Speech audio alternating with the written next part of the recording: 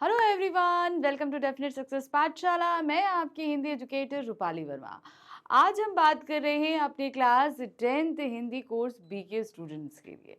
तो course B के students जो हैं, आज उनके लिए लेकर आई हूँ previous year question paper year 2024 का, और वो भी है आपका सेट नंबर 1। तो ध्यान रखिए, हर साल के मैं दो पेपर्स करा रही हूँ ताकि आपको बहुत सारे क्वेश्चंस मिले प्रैक्टिस करने के लिए। आप क्वेश्चंस देख सकें कि बोर्ड में किस किस तरीके से क्वेश्चन पूछे जाते हैं। ठीक है, तो ध्यान रखिए, जो 23 और 24 का पैटर्न था ये सेम है, लेकिन अब 2025 में जो आपका पेपर होने वाला है उसका पैटर्न चेंज है। तो पेपर पैटर्न के अकॉर्डिंग बिल्कुल मत जाइएगा। हाँ, क्वेश्चंस को आप ध्यान से ज़रूर देखिएगा कि 24 में क्वेश्चन किस तरीके से पूछे गए थे। इसीलिए मैं आपके लिए दो दो सेट लेकर आ रही हूँ, क्योंकि दो सेट्स में क्या रहता है, हमें क्वेश्चंस बहुत अलग अलग मिल जाते हैं। ज़्यादा क्वेश्चंस मिल जाते हैं, तो इनसे हम यही सीखेंगे। अब ध्यान रखिए, जैसे 2023 का पेपर आपने देखा, अब 2024 में भी क्या था, आपका ऑब्जेक्टिव और सब्जेक्टिव का 50-50% का रेशियो था, यानी कि 80 मार्क्स का पेपर था। 40 आपके बहुविकल्पीय प्रश्न के नंबर मिल रहे थे और 40 आपके वर्णात्मक मिल रहे थे। और जो ये बहुविकल्पीय प्रश्न थे ये गद्यांश पर आधारित थे, साथ ही साथ व्याकरण पर आधारित थे और आपकी पाठ्यपुस्तक जो है वो स्पर्श भाग 2 पर आधारित थे। तो ये इतना जो है हमारा बहुविकल्पीय था। और वर्णात्मक में हमारे पास में क्या था, वर्णात्मक में हम कर रहे थे अपनी दोनों पुस्तक, यानी कि स्पर्श भाग 2 और संचयन पर आधारित वर्णात्मक प्रश्न थे, और साथ ही साथ रचनात्मक लेखन था। तो आज हम सब कुछ यही करने वाले हैं। क्यों? क्योंकि भाई देखिए, अगर हम पेपर्स ये करते हैं तो बहुत आसान हो जाएगा हमारे लिए पिछले साल के क्वेश्चन समझना। फिर इसके बाद हम करेंगे सैम्पल पेपर, और सैम्पल पेपर जहां हमें आने वाली सारे एग्जाम की प्रिपरेशन करा देता है। क्वेश्चंस हम बढ़िया से समझते हैं, साथ ही साथ पेपर पैटर्न समझते हैं, इंस्ट्रक्शन समझते हैं। तो इस तरीके से पेपर पैटर्न को समझने में जब हम डेली एग्जाम में, हमें उस समय ज़्यादा मेहनत नहीं करनी पड़ती। तो ये काम हम पहले ही कर लेते हैं। तो चलिए, आज का हम देख रहे हैं class 10th Hindi course B का प्रीवियस ईयर क्वेश्चन पेपर है 2024 का। ये है सेट नंबर 1, क्योंकि इसके बाद हम भी एक सेट 2 भी लेकर आपके लिए आएंगे। देखिए क्या है, तो सबसे पहले 2024 में जो पेपर आया था वो 3 घंटे का ही था और 80 मार्क्स का था, जैसा कि इस बार भी आपके पास में होगा। ठीक है, लेकिन कुछ सामान्य निर्देश थे, क्योंकि निर्देश हम इसलिए पढ़ते हैं ताकि हम पेपर को समझ लें कि पेपर आया कैसे है। ठीक है, देखिए क्या है, निम्नलिखित निर्देशों को बहुत सावधानी से पढ़िए और इनका सख्ती से अनुपालन कीजिए। इस प्रश्न पत्र में कुल 18 प्रश्न दिए गए हैं। कितने हैं? टोटल 18। सभी प्रश्नों के उत्तर देना अनिवार्य है, यानी कि 1 से लेकर 18 तक के जितने क्वेश्चंस दिए हैं आपको सब करने हैं। डरिए नहीं, इसके अंदर ऑप्शंस दिए गए हैं। ठीक है, तो जो मेन क्वेश्चंस हैं 18 हैं, और उनके अंदर फिर से क्वेश्चंस हैं और उनमें आपको ऑप्शंस मिलेंगे। इस प्रश्न पत्र के दो खंड हैं, खंड आ और बा। अब ये दो खंड क्यों किए गए? क्योंकि खंड आ आपका ऑब्जेक्टिव है और खंड बा आपका सब्जेक्टिव है, यानी कि बहुविकल्पीय और वर्णात्मक। हाँ, खंड आ में उप प्रश्नों सहित 45 बहुविकल्पीय वस्तुपरक प्रश्न पूछे गए हैं। दिए गए निर्देशों का पालन करते हुए 40 प्रश्नों के उत्तर हमको देने हैं। अब यहाँ पर क्या दिया गया है, खंड आ में 45 बहुविकल्पीय प्रश्न हैं, कुछ इंस्ट्रक्शंस दिए गए हैं, उनमें से सिर्फ आपको 40 ही करने हैं। तो 45 क्वेश्चन में से आपको सिर्फ 40 क्वेश्चंस करने हैं। खंड बा में वर्णात्मक प्रश्न पूछे गए हैं। क्या है? टोटल आपके वर्णात्मक प्रश्न हैं सारे। आंतरिक विकल्प दिए गए, तो अब इनमें वर्णात्मक प्रश्न मैं आपको बता चुकी हूं, आपकी पाठ्यपुस्तक, पूरक पाठ्यपुस्तक और रचनात्मक लेखन पर प्रश्न है। ठीक है, अब आते हैं प्रश्नों के उत्तर दिए गए निर्देशों का पालन करते हुए करिए। तो हर प्रश्न के साथ आपके सामने इंस्ट्रक्शंस मौजूद हैं, उन इंस्ट्रक्शंस को हमें ध्यान से पढ़ना है। जितने भी नियम दिए गए हैं उनको पढ़ना है, पालन करना है, सब। ठीक है, सबसे जरूरी इंस्ट्रक्शन जो रहता है, जो आपको इस साल भी फॉलो करना है, वो है यथासंभव दोनों खंडों के प्रश्न उत्तर क्रमशः दीजिए। आपके पास इस बार पेपर में 4 खंड आएंगे, 18 प्रश्न आएंगे, आपको सीक्वेंस से 1 से लेकर 18 तक के, यानी कि आपको जब भी क्वेश्चन आपको करना है, ध्यान रखना, सीक्वेंस में ही काम करने। 1 से लेकर 18 तक के क्वेश्चन, 1 से लेकर 18 तक आप पूरा लाइन से करोगे। ठीक है, ये नहीं कि पहले 10 कर दिया, फिर 9 कर दिया, फिर 8 कर दिया, फिर 4 कर दिया, फिर 2 कर दिया, ऐसा कोई काम नहीं करोगे। सीक्वेंस से काम करना है। ठीक है, तो ये कुछ इंस्ट्रक्शंस थे जो हमने पढ़ लिए, समझ लिए। अब हम शुरू कर रहे हैं अपना खंड आ। तो खंड आ में प्रश्न संख्या पहला है अपठित गद्यांश, दूसरा है अपठित गद्यांश। तो दो अपठित गद्यांश आपके पास रहेंगे। तो जो भी हम अपठित गद्यांश दोनों ही कर रहे हैं, ऑप्शन नहीं है। तो यहाँ पर पहला हमारे पास जो अपठित गद्यांश आ रहा है इसको हम पढ़ेंगे और इस पर आधारित हम 5 बहुविकल्पीय प्रश्नों को करने वाले हैं। ठीक है, 5 दिए गए हैं, हम पांचों करेंगे। निम्नलिखित गद्यांश को ध्यानपूर्वक पढ़कर उस पर आधारित प्रश्नों के सर्वाधिक उपयुक्त उत्तर वाले विकल्प चुनकर आपको लिखने हैं। जो सबसे सही है वो हमें देखना है और चुनना, लेकिन पहले हमें क्या करना है, गद्यांश पढ़ना है। ठीक है, देखिए क्या है। ग्रीष्मावकाश के समय को पढ़ाई के दबाव से परे रचनात्मक सोच, सामुदायिक समझ और रिश्तों से जुड़ाव को पोषित करने में लगाना जरूरी है। यानी कि देखिए, जब हमारी समर वेकेशन होती है उस समय हमारे पास पढ़ाई का प्रेशर नहीं होता, तो आप क्या करो, आप थोड़ा क्रिएटिव वर्क करो, लोगों के साथ एक साथ मिलकर काम करो, सामुदायिक समझ बोला है, रिश्तों के साथ समय ज़्यादा दो, माँ बाप भाई बहन के साथ ज़्यादा समय एक्सपेंड करो। क्योंकि पूरे साल तो हमारे पास क्या रहता है, पढ़ाई का प्रेशर रहता है, पढ़ाई है, कोचिंग है, खेलना है, ये है वो है, तो हम ज़्यादातर अपनों को समय नहीं दे पाते, क्रिएटिव काम नहीं कर पाते। समर वेकेशन का टाइम हमारे क्रिएटिव वर्क के लिए बहुत अच्छा होता है। सामुदायिक केंद्रों से जुड़े और सेवा देने वाले बच्चों का स्वास्थ्य बेहतर होता है। ध्यान रखिए, ये लोग जब बहुत सारे लोगों से इंटरेक्ट करते हैं तो इनका स्वास्थ्य अच्छा रहता है। ऐसे बच्चे न केवल समाज से जुड़ते हैं बल्कि खुश भी रहते हैं, बहुत ज्यादा खुश रहते हैं। यह जुड़ाव बच्चों की मानसिक और शारीरिक सेहत संवारने के साथ ही मानवीय प्रवृत्तियों को भी सार्थक करता है।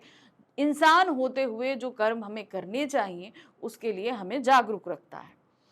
छुट्टियों का समय रिश्तों नातों को जानने और जीने का मौका है। पहले संयुक्त परिवार में बच्चे दादा दादी, चाचा चाची, ताऊ ताई, बुआ के साथ रहकर बड़े होते थे। रिश्तेदारों का आना जाना खूब होता था। मगर अब ऐसी व्यस्त जिंदगी है कि बच्चे सिर्फ अपने माता पिता को ही जानते हैं। छुट्टियों का यह समय ऐसे संबंधों को जीने और जानने में लगाया जाए, ये खुद बच्चों के लिए ही नहीं, हमारे पारिवारिक और सामाजिक ताने बाने को सहेजने के लिए भी जरूरी है। बहुत जरूरी है कि ये समय बच्चे समझें कि भाई परिवार क्या है। कुछ साल पहले एक ऑनलाइन पर्यटन कंपनी द्वारा किए गए परिवार सर्वेक्षण के अनुसार 97% भारतीय किशोरों ने महसूस किया कि परिवार की छुट्टियां उन्हें अपने भाई बहनों के करीब लाती हैं। क्या करती हैं, अपने भाई बहनों के करीब आती हैं।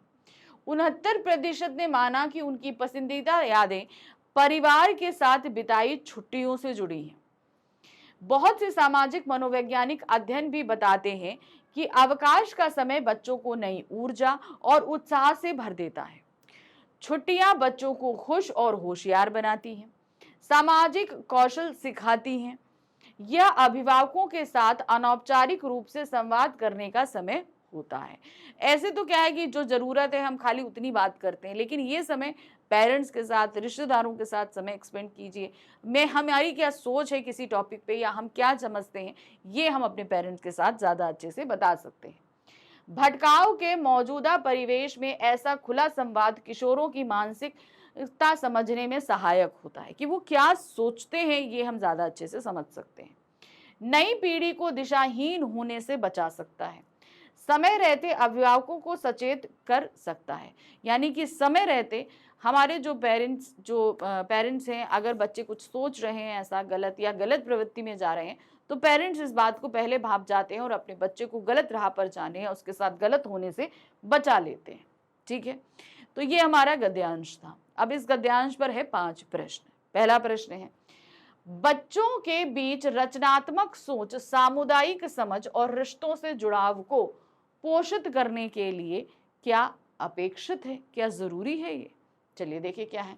रचनात्मक गतिविधियों में भागीदारी, ग्रीष्मावकाश का सदुपयोग करना, परस्पर परिचर्चा में सभी की भागीदारी, और नेक्स्ट है शिक्षा की बुनियाद रखना। ठीक है, तो यहाँ पर जो सही ऑप्शन है वो है ग्रीष्मावकाश का सदुपयोग करना। जो समर वेकेशन है उसका हमें ठीक तरीके से उपयोग करना है, तभी हम ये सारी काम कर सकते हैं। नेक्स्ट क्वेश्चन है, यहाँ पर हमारे पास क्या दिया है, सामुदायिक केंद्रों में सेवा देने वाले बच्चे किस प्रकार लाभान्वित होते हैं, उन्हें क्या फायदा होता है, ये चीज बताया गया है। बेहतर स्वास्थ्य पाकर, प्रसन्नचित्त होकर, व्यस्त होकर या वेतन पाकर। तो यहाँ पर जो हमारा गद्यांश में दिया गया उसकी जगह दो सही है। पहला है वो बेहतर स्वास्थ्य रहता है उनका, और दूसरा वो प्रसन्नचित्त रहते हैं। ये दो तरीके से वो लाभान्वित होते हैं। तो नीचे आइए विकल्प में, पहला दूसरा सही है, तो यहाँ पर देखिए ए ऑप्शन ही हमारा सही है, पहला और दूसरा सही है, तो हम यहाँ पर लगाएंगे ए पे। ठीक है, चलिए नेक्स्ट आते हैं। अब पारिवारिक संबंधों में क्या बड़ा परिवर्तन हुआ है? अब क्या परिवर्तन आ रहा है? एकल परिवारों का सीमित होना हुआ है, संयुक्त परिवारों में वृद्धि होना है, एकल परिवारों में वृद्धि होना है, या पड़ोस संस्कृति का समाप्ति है। तो अब पारिवारिक संबंधों में जो परिवर्तन आया है वो है एकल परिवारों में वृद्धि हुई है। यानी कि अब आपको ज्वाइंट फैमिलीज देखने के लिए नहीं मिलेंगी। अब ज्यादातर क्या है, माता पिता बच्चे, इस तरीके से एकल परिवार में वो लोग रह रहे हैं। चौथा प्रश्न है, यहां पर क्या दिया गया है, निम्नलिखित कथन तथा कारण को पढ़िए, उसके बाद दिए गए विकल्पों में से कोई एक सही विकल्प हमको चुनना है। ठीक है, कथन और कारण पे आधारित हमारे पास प्रश्न है, कोई एक हम चुनेंगे। चलिए देखते हैं, नीचे विकल्प से हमें चुनना है। पहले कथन पढ़ते हैं फिर कारण। कथन है, पारिवारिक ताने बाने को सहेजने की आवश्यकता है। बिल्कुल सही है, ये तो सही है। ठीक है, नेक्स्ट आते हैं, परिवारों और समाज के संकुचित होने से स्वस्थ सामाजिक विकास अवरुद्ध होता है। तो बिल्कुल सही है भाई, पारिवारिक ताने बाने को सहेजने की आवश्यकता क्यों है? क्योंकि अगर ये चीजें ठीक से नहीं होंगी तो हमारा सामाजिक ताना बाना कहीं ना कहीं अवरुद्ध होगा, उनकी सोच सिकुड़ेगी। ठीक है, संकुचित होगी। तो यहाँ कथन और कारण दोनों सही है, और कारण कथन की सही व्याख्या करता है। तो आप अगर हम देखें तो यहाँ पर बी ऑप्शन हमारा बिल्कुल सही है। तो कौन सा ऑप्शन सही है? बी। कथन और कारण दोनों सही है तथा कारण आर कथन ए की सही व्याख्या करता है। अब आ जाते हैं फिफ्थ क्वेश्चन में। फिफ्थ में क्या दिया गया है यहाँ पर, निम्नलिखित में से कौन सा या कौन से वाक्य गद्यांश से मेल खाते हैं? अब चार दिए गए, इसमें से देखने कौन कौन से सही आते हैं। देखिए सबसे पहले, अवकाश बच्चों में नई ऊर्जा और उत्साह भरता है। बिल्कुल सही है। ठीक है, गद्यांश में ये चीज दी गई है।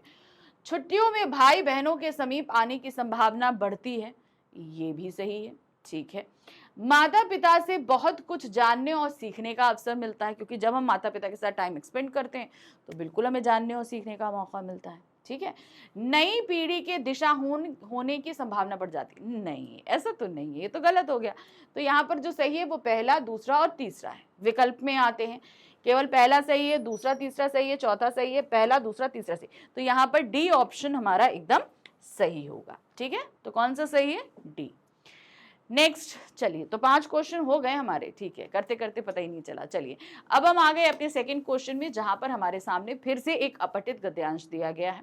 इसे पढ़ना है और इस पर आधारित 5 बहुविकल्पीय प्रश्नों के उत्तर हमें देने हैं।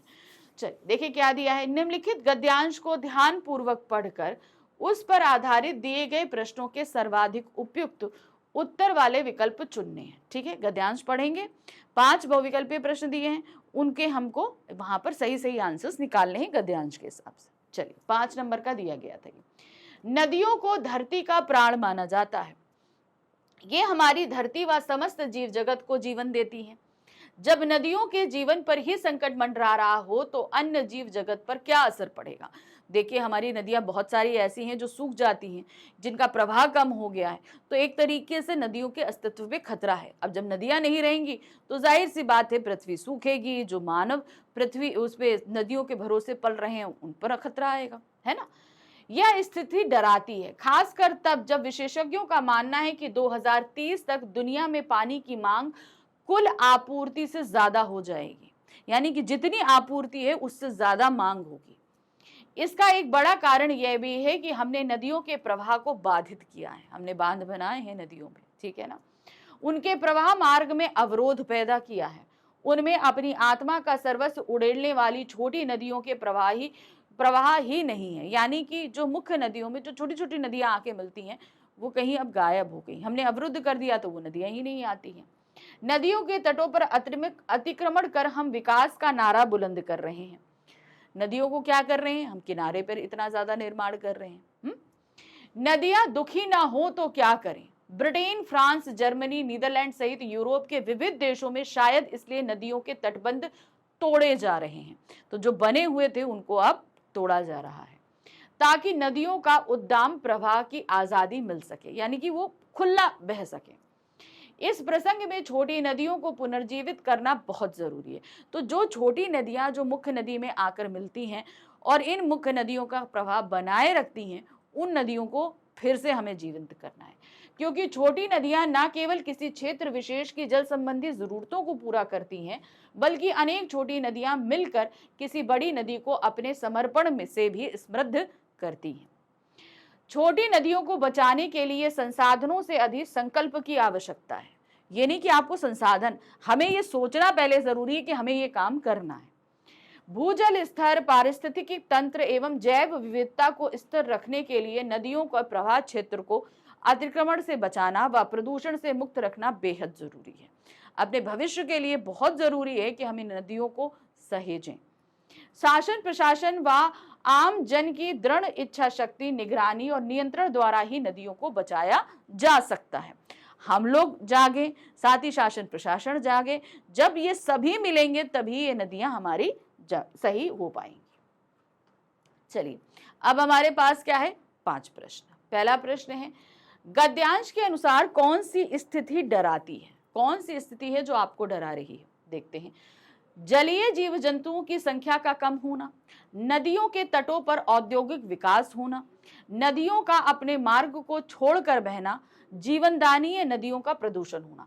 तो कौन सी स्थिति डरा रही है? वो स्थिति है आपकी जीवनदायी नदियों का प्रदूषित होना। जब ये इतनी जीवन देने वाली नदियां ही प्रदूषित हो जाएंगी तो क्या हमको जीवन देंगी? तो ये स्थिति अब डरा रही है। नेक्स्ट आते हैं, विशेषज्ञ 2030 तक किस बात के लिए सचेत कर रहे हैं? पानी की आपूर्ति से कहीं ज्यादा मांग होगी। जितनी आपकी मांग होगी उतनी आपूर्ति नहीं हो पाएगी। लगभग सभी नदियां प्रदूषित हो जाएंगी। हमें नदियों का प्रवाह बाधित करना पड़ेगा। हमें छोटी नदियों का प्रवाह करनी होगी। जल की आपूर्ति मांग से बहुत कम हो जाएगी। बिल्कुल सही, जितनी मांग होगी उतना जल मिलेगा नहीं। तो यहां पर है आपका डी ऑप्शन सही है। नेक्स्ट आ जाते हैं, यहां पर क्या दिया गया है, नदियों को जीवित रखने के लिए क्या क्या करना होगा। चलिए बताते हैं क्या क्या यहां करना होगा। तट अतिक्रमण पर रोक करनी होगी, सही है। पुनर्जीवित करने की कोशिश करनी होगी। आत्मा का सर्वस्व उड़ेलना होगा। विकास का नारा बुलंद करना होगा। तो अब उन्होंने क्या बोला कि भाई अगर नदियों को जीवित करना है तो हम क्या करेंगे? तो जाहिर सी बात है कि जो नदियां अब पूरी पतली सी धारा में बह रही हैं या जो पूरी तरीके से खत्म हो चुकी हैं, उनके लिए बहुत जरूरी है कि सबसे पहले हमें अतिक्रमण पर रोक लगानी पड़ेगी। ठीक है। दूसरा है पुनर्जीवित करने की हमें कोशिश करनी पड़ेगी। तो यहाँ पहला और दूसरा हमारा एकदम सही है। ठीक है। नेक्स्ट आ जाते हैं, नंबर 4 है। यहाँ पर क्या दिया गया है, देखिए, निम्नलिखित कथन और कारण को पढ़िए, उसके बाद दिए गए विकल्पों में से सही एक हमें चुनना है। तो विकल्प नीचे हैं, पहले कथन कारण पढ़ते हैं। यूरोप के देशों में नदियों के तटबंध तोड़े जा रहे हैं, ये बात तो सही थी, गद्यांश में दिया गया था। फिर है, नदियों के उद्दाम प्रवाह की आजादी मिले और वे पुनर्जीवित हो सके, बिल्कुल सही है। तो यहाँ पर कथन और कारण दोनों सही है। तो यहाँ पर आप कहाँ देख रहे हैं, तीसरे में आइए, कथन व कारण दोनों सही है तथा कारण कथन की सही व्याख्या करता है। तो ये बिल्कुल सही हो गया। ठीक है। चलिए नेक्स्ट आ जाते हैं, जैव विविधता से अभिप्राय है। जैव विविधता जो दिया जा रहा है शब्द, इसका क्या मतलब है? यहाँ पर पृथ्वी पर जीव जंतुओं की विविधता, पृथ्वी पर पेड़ पौधों की विविधता, जीव जंतुओं और वनस्पतियों की विविधता या मानवीय जीवन की विविधता। तो यहाँ पर जैव विविधता से तात्पर्य है जीव जंतुओं और वनस्पति की विविधता। भाई इतने सारे जानवर और इतने सारे जो है वनस्पतियां पाई जाती है, तो ये होती है जैव विविधता। ठीक है। चलिए 5 प्रश्न हो गए। अब हम कहां पर आ गए? अब हम आ गए अपने प्रश्न संख्या 3, 4, 5 और 6। ये हमारे व्याकरण पर आधारित 4 टॉपिक पर प्रश्न है। ठीक है, जिनमें हमारे पास क्या रहेगा, पदबंध रहेगा, उसके बाद रचना के आधार पर वाक्य के भेद रहेंगे, समास रहेगा और मुहावरे रहेंगे। तो इस पर आधारित प्रश्न रखे गए हैं। चलिए देखें क्या दिया गया है। निर्देशानुसार पदबंध पर आधारित निम्नलिखित 5 बहुविकल्पीय प्रश्नों में से किन्हीं 4 के उत्तर हमें देने हैं। तो यहाँ पर पदबंध पे आधारित हमारे सामने रखे गए हैं 5 प्रश्न, हमें करने कितने हैं 4 प्रश्न, 1 नंबर का 1 प्रश्न रहेगा। चलिए देखिए क्या दिया गया है।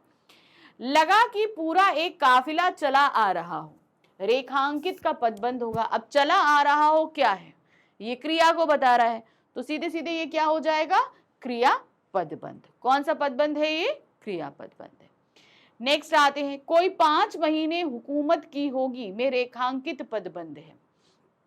ठीक है, अब यहां पर हमें देखना है लगा अंडरलाइन किस में है, कोई 5 महीने, कोई 5 महीने समय को बता रहा है और ये समय किसका है, हुकूमत करने का, करने की जो है वो समय अवधि बता रहा है। तो इस तरीके से हमें ये क्रिया विशेषण लग रहा है, लेकिन ये करने की विशेषता को नहीं बतला रहा है, ये हुकूमत की विशेषता को बतला रहा है कि हुकूमत 5 महीने की होगी। अब हुकूमत क्या होती है, हुकूमत यहाँ पर भाववाचक संज्ञा हो जाएगी, ठीक है ना। तो सीधे सीधे ये क्या है, विशेषण पदबंध होगा। कौन सा पदबंध है ये, विशेषण पदबंध, क्योंकि ये हुकूमत की विशेषता को बतला रहा है। ठीक है, नेक्स्ट आ जाते हैं, बाहर बेढब सा एक मिट्टी का बर्तन था, रेखांकित पदबंध होगा। अब यहाँ पर देखिए क्या, अंडरलाइन वर्ड में हम किसके बारे में बात कर रहे हैं, मिट्टी के बारे में कर रहे हैं, बेढब से के बारे में बात कर रहे हैं, हम बर्तन के बारे में बात करें। तो जब हम ये पूरे पदबंध में किसके बारे में बात कर रहे हैं, बर्तन के बारे में। बर्तन क्या है, संज्ञा है, तो सीधे सीधे संज्ञा पदबंध हो जाएगा। इसका एक और तरीका देखिए, जो भी आपका अंडरलाइन वर्ड है उसका लास्ट वर्ड देखा करो, लास्ट वर्ड में कौन सा पद आ रहा है, संज्ञा है, सर्वनाम है, क्रिया है, विशेषण है, क्रिया विशेषण है, जो आएगा वही पूरा पदबंध कहलाएगा। तो इस तरीके से आखिरी वर्ड बर्तन है, तो ये हमारा होगा संज्ञा पदबंध। ठीक है, नेक्स्ट आ जाते हैं, तातारा एक नेक और मददगार व्यक्ति था, रेखांकित पदबंध का भेद होगा। अब रेखांकित क्या है, नेक और मददगार। अब नेक और मददगार क्या है, ये बता रहा है किसकी, जो है तातारा की विशेषता। तातारा है या व्यक्ति की विशेषता, दोनों ही संज्ञा है। संज्ञा की विशेषता जो बतलाता है वो क्या कहलाता है, विशेषण पदबंध। तो इस तरीके से नेक और मददगार एक विशेषण पदबंध होगा। नेक्स्ट आते हैं, यहां पर क्या है, निम्नलिखित में से क्रिया विशेषण पदबंध का उदाहरण छांटकर लिखिए। क्रिया विशेषण, क्रिया विशेषण का मतलब क्या होता है, जो क्रिया की विशेषता को बतलाता है कि मतलब क्रिया किस तरीके से, कहां पर, कब संपन्न हो रही है या कितनी संपन्न हो रही है। अगर इन चारों के सवाल के जवाब हमें जहां मिलते हैं वहीं पर हमारा क्रिया विशेषण होता है। ठीक है, देखिए क्या है, मुसीबत में सभी उसका स्मरण करते और वह भागा भागा वहां चला आता। अब यहां पर क्या है, मुसीबत में सभी, अब सभी में कौन आ रहा है, सभी एक क्या हो जाएगा, आप बताइए मुझे। सभी जो है ये सर्वनाम आ रहा है, तो ये गलत है। ठीक है, चलिए हटा देते हैं, यहाँ पर ये हमारा ऑप्शन नहीं है। मुसीबत में सभी उसका स्मरण करते और वह भागा भागा वहां पहुंच जाता। क्रिया क्या है, पहुंच जाता, कैसे पहुंच जाता, भागा भागा पहुंच जाता। इस तरीके से ये हमारा क्रिया विशेषण होगा। नेक्स्ट आते हैं, मुसीबत में सभी उसका स्मरण करते, तो ये तो सीधे सीधे क्रिया हो गई, नहीं। मुसीबत में सभी उसका स्मरण करते और भागा भागा वहां पहुंच, तो ये भी क्रिया आ रहा है, नहीं होगा। तो सही क्या है, यहां पर बी ऑप्शन है, भागा भागा आपका क्रिया विशेषण होगा। चलिए अब हम आगे प्रश्न संख्या 4 पे, जहां पर हमारे सामने रचना के आधार पर वाक्य भेद पर आधारित 5 प्रश्न रखे गए हैं, हमें 4 प्रश्न करने हैं। ठीक है, 1 नंबर का 1 प्रश्न क्या है, देखिए, निम्नलिखित में से उपयुक्त सरल वाक्य छांट के लिखिए। 4 ऑप्शन दिए गए हैं, हमें सरल वाक्य ढूंढना है। चलिए पढ़ते हैं। एक लोक कथा है जो आज भी दोहराई जाती है। अब एक लोक कथा है, ये पूर्ण लग रही है, लेकिन जो जैसा अव्यय लगा है जो कि आपका व्याधिकरण अव्यय है, तो ये एक मिश्र वाक्य है। ठीक है, नेक्स्ट आते हैं, गायन इतना प्रभावी था कि वह अपनी सुध-बुध खो बैठा, ये भी एक मिश्र वाक्य है। ठीक है, निकोबारी उसे बहुत प्रेम करते थे क्योंकि वह समझदार था, ये एक संयुक्त वाक्य आ गया। ठीक है, सूरज समुद्र से लगे क्षितिज तले डूबने को था, ये एकदम सरल वाक्य है। तो यहाँ पर डी ऑप्शन हमारा सही होगा, ये एक सरल वाक्य होगा। चलिए दूसरा प्रश्न है, तातारा बहुत संवेदनशील था तथा समूचे द्वीपवासियों की सेवा करना अपना परम कर्तव्य समझता था। रचना के आधार पर वाक्य भेद है। चलिए देखें यहाँ पर क्या है, तातारा बहुत संवेदनशील था, तथा, अब तथा क्या है, ये एक समुच्चय बोधक, समानाधिकरण समुच्चय बोधक अव्यय है। अब पहला वाक्य पूर्ण है, तो सीधे सीधे ये हमारा क्या हो जाएगा, एक संयुक्त वाक्य होगा। ठीक है, तो संयुक्त वाक्य जो दो नियम है वो दोनों नियम फॉलो हो रहे हैं। पहली चीज, पहला वाक्य पूर्ण होना चाहिए, वो है। साथ ही साथ यहाँ पर समानाधिकरण समुच्चय बोधक अव्यय लगाएं। कभी कभी कुछ सेंटेंस में ऐसा होता है कि पहला वाक्य पूर्ण होता है लेकिन अव्यय जो है वहां पर लगा है जो, जिसका, तो इस तरीके से वो व्याधिकरण, पहला वाक्य पूर्ण होते हुए भी वो मिश्र वाक्य में चला जाता है, रीजन उसमें लगने वाला अव्यय। ठीक है, नेक्स्ट आ जाते हैं। उसे ज्ञात ही ना हो सका कि अजनबी युवक उसे ताके जा रहा है। अब क्या है, उसे ज्ञात ही ना हो सका कि, तो सीधे सीधे हमें ये पता चल रहा है कि ये एक मिश्र वाक्य है ना, रचना के आधार पर। तो ये हमारा कौन सा वाक्य है, ये एक मिश्र वाक्य होगा। नंबर 4 है, निम्नलिखित में से मिश्र वाक्य छांट के लिखिए। अब हमें मिश्र वाक्य छांटना है। ठीक है, चलिए देखते हैं। कुछ था जो दोनों के भीतर बह रहा था, बिल्कुल सही है। कुछ था, तो ये तो अपने आप में जो है पूर्ण अर्थ भी नहीं दे रहा, और जो जैसा अव्यय लगा है जो कि मिश्र वाक्य नियम को पूरा कर रहा है। तो पहला वाक्य हमें मिश्र वाक्य लग रहा है, लेकिन आगे पढ़ते हैं। कुछ युवकों ने इस प्रेम को भांप लिया, तो ये एक सरल वाक्य है। वामीरो कुछ सचेत हुई और घर की तरफ दौड़ी, ये एक संयुक्त वाक्य है। दोनों के हृदय व्यथित थे, ये भी एक सरल वाक्य है। तो मिश्र वाक्य हमारा कौन सा हुआ, ए। कुछ था जो दोनों के भीतर बह रहा था।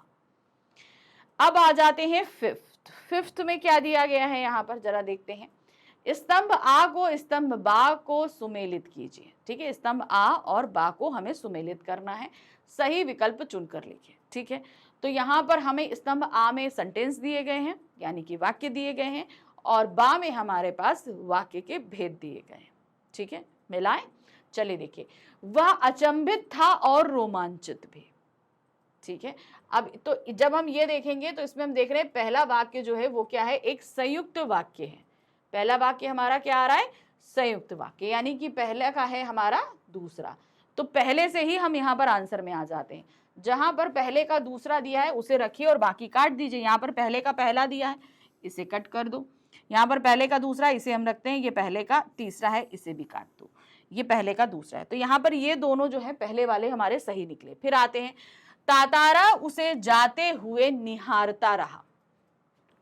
ठीक है, तो ये अभी हमें डाउट लग रहा है कि भाई ये सरल वाक्य होगा कि मिश्र वाक्य होगा, तो चलो फिर भी हम उसमें रखते हैं। ठीक है, फिर आते हैं, बस भीतर समर्पण था जो अनवरत गहरा था। अब यहाँ पर ये देखिए, बस भीतर समर्पण था जो से हमें पता चल रहा है कि ये मिश्र वाक्य है, तो इसे हम डाल देते हैं मिश्र वाक्य में, और ये हो जाएगा हमारा सरल वाक्य। तो दूसरा का है तीसरा, तो यहाँ पर दूसरे का तीसरा है, तो इसे कट कर दो। यहाँ पर हमें मिल गया तीसरे का पहला। ठीक है, तो यहाँ पर डी ऑप्शन हमारा जो है वो सही होना चाहिए, और डी हमारा सही है। ठीक है, चलिए नेक्स्ट आ जाते हैं। यहाँ पर अब हमारे पास हमारे समास आधारित 5 प्रश्न रखे गए हैं। समास पर आधारित 5 प्रश्न रखे गए हैं, और हमें उनमें से 4 प्रश्नों के उत्तर देने हैं। 4 नंबर का रहेगा। ठीक है, देखिए क्या है, निम्नलिखित समास पर आधारित जो है 5 बहुविकल्पीय प्रश्नों के निर्देशानुसार समास पर आधारित निम्नलिखित 5 बहुविकल्पीय प्रश्नों में से किन्हीं 4 के उत्तर लिखने हैं आपको। पहला प्रश्न है, आत्म गौरव समस्त पद में कौन सा समास का उदाहरण है। तो जब भी कोई समास आए उसका विग्रह कर दो। अगर तुम्हें समास का नाम पता करना है तो पहले विग्रह करना पड़ेगा।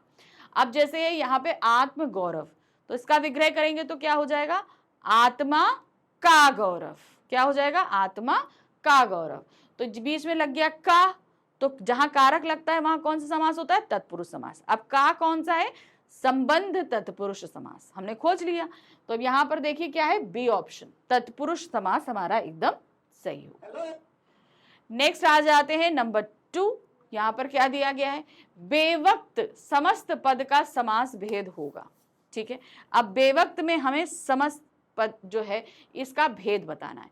अब यहाँ पर बेवक्त, तो पहला जो बे शब्द है वो क्या है, उपसर्ग है। अब जहां पर पूर्व पद उपसर्ग होता है वहां पर कौन सा समास होता है, वहां पर समास होता है आपका अव्यय भाव समास। ठीक है, तो ये क्या हो गया, अव्यय भाव समास। तो यहां पर सी ऑप्शन होगा। तीसरा है, महात्मा समस्त पद का विग्रह होगा। चलिए अब इसका हमें विग्रह करना है, समास का नाम नहीं बताना, हमें विग्रह करना है।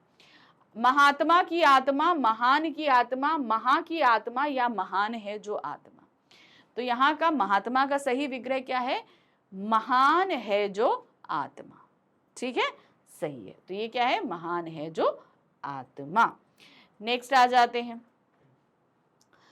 देखिए, क्या निम्नलिखित युग्मों पर विचार कीजिए। अब हमारे पास तो उपर्युक्त युग्मों में से कौन सा सही सुमेलित है, हमें बताना है कौन सही है। ठीक है, देखिए क्या है, मृग नैनी, यहां पर समास दिया है बहुव्रीहि समास, बिल्कुल सही। मृग के समान नयन है जिसके, अर्थात सीता, राधा, कोई भी ले लीजिए। ठीक है, तो वो है बहुव्रीहि समास, तो पहला वाला तो सही है। नेक्स्ट आ जाते हैं, श्वेतांबर, ये दिया है तत्पुरुष समास। अब श्वेतांबर का विग्रह करेंगे तो क्या होगा? श्वेत है जो अंबर, तो ये तो हो गया कर्मधारय समास, यानी कि सेकंड वाला गलत है। ठीक है, नेक्स्ट आते हैं, नदी नाले। अब इसका विग्रह करेंगे तो क्या होगा? नदी और नाले, तो ये हो गया द्वंद्व समास, है ना? तो ये तो द्विगु समास दिया है, गलत, ये भी गलत है। नेक्स्ट आ जाते हैं, आत्मनिर्भर। अब इसका विग्रह करेंगे तो क्या होगा? आत्मा पर निर्भर, पर लगा है, एक कारक है, तत्पुरुष समास है। कौन सा कारक है? अधिकरण तत्पुरुष समास। ठीक है, तो ये होगा तत्पुरुष समास। तो यहां लिखा है अव्ययभाव समास, इस तरीके से चौथा भी गलत है। तो सही कौन सा है? सिर्फ नंबर 1।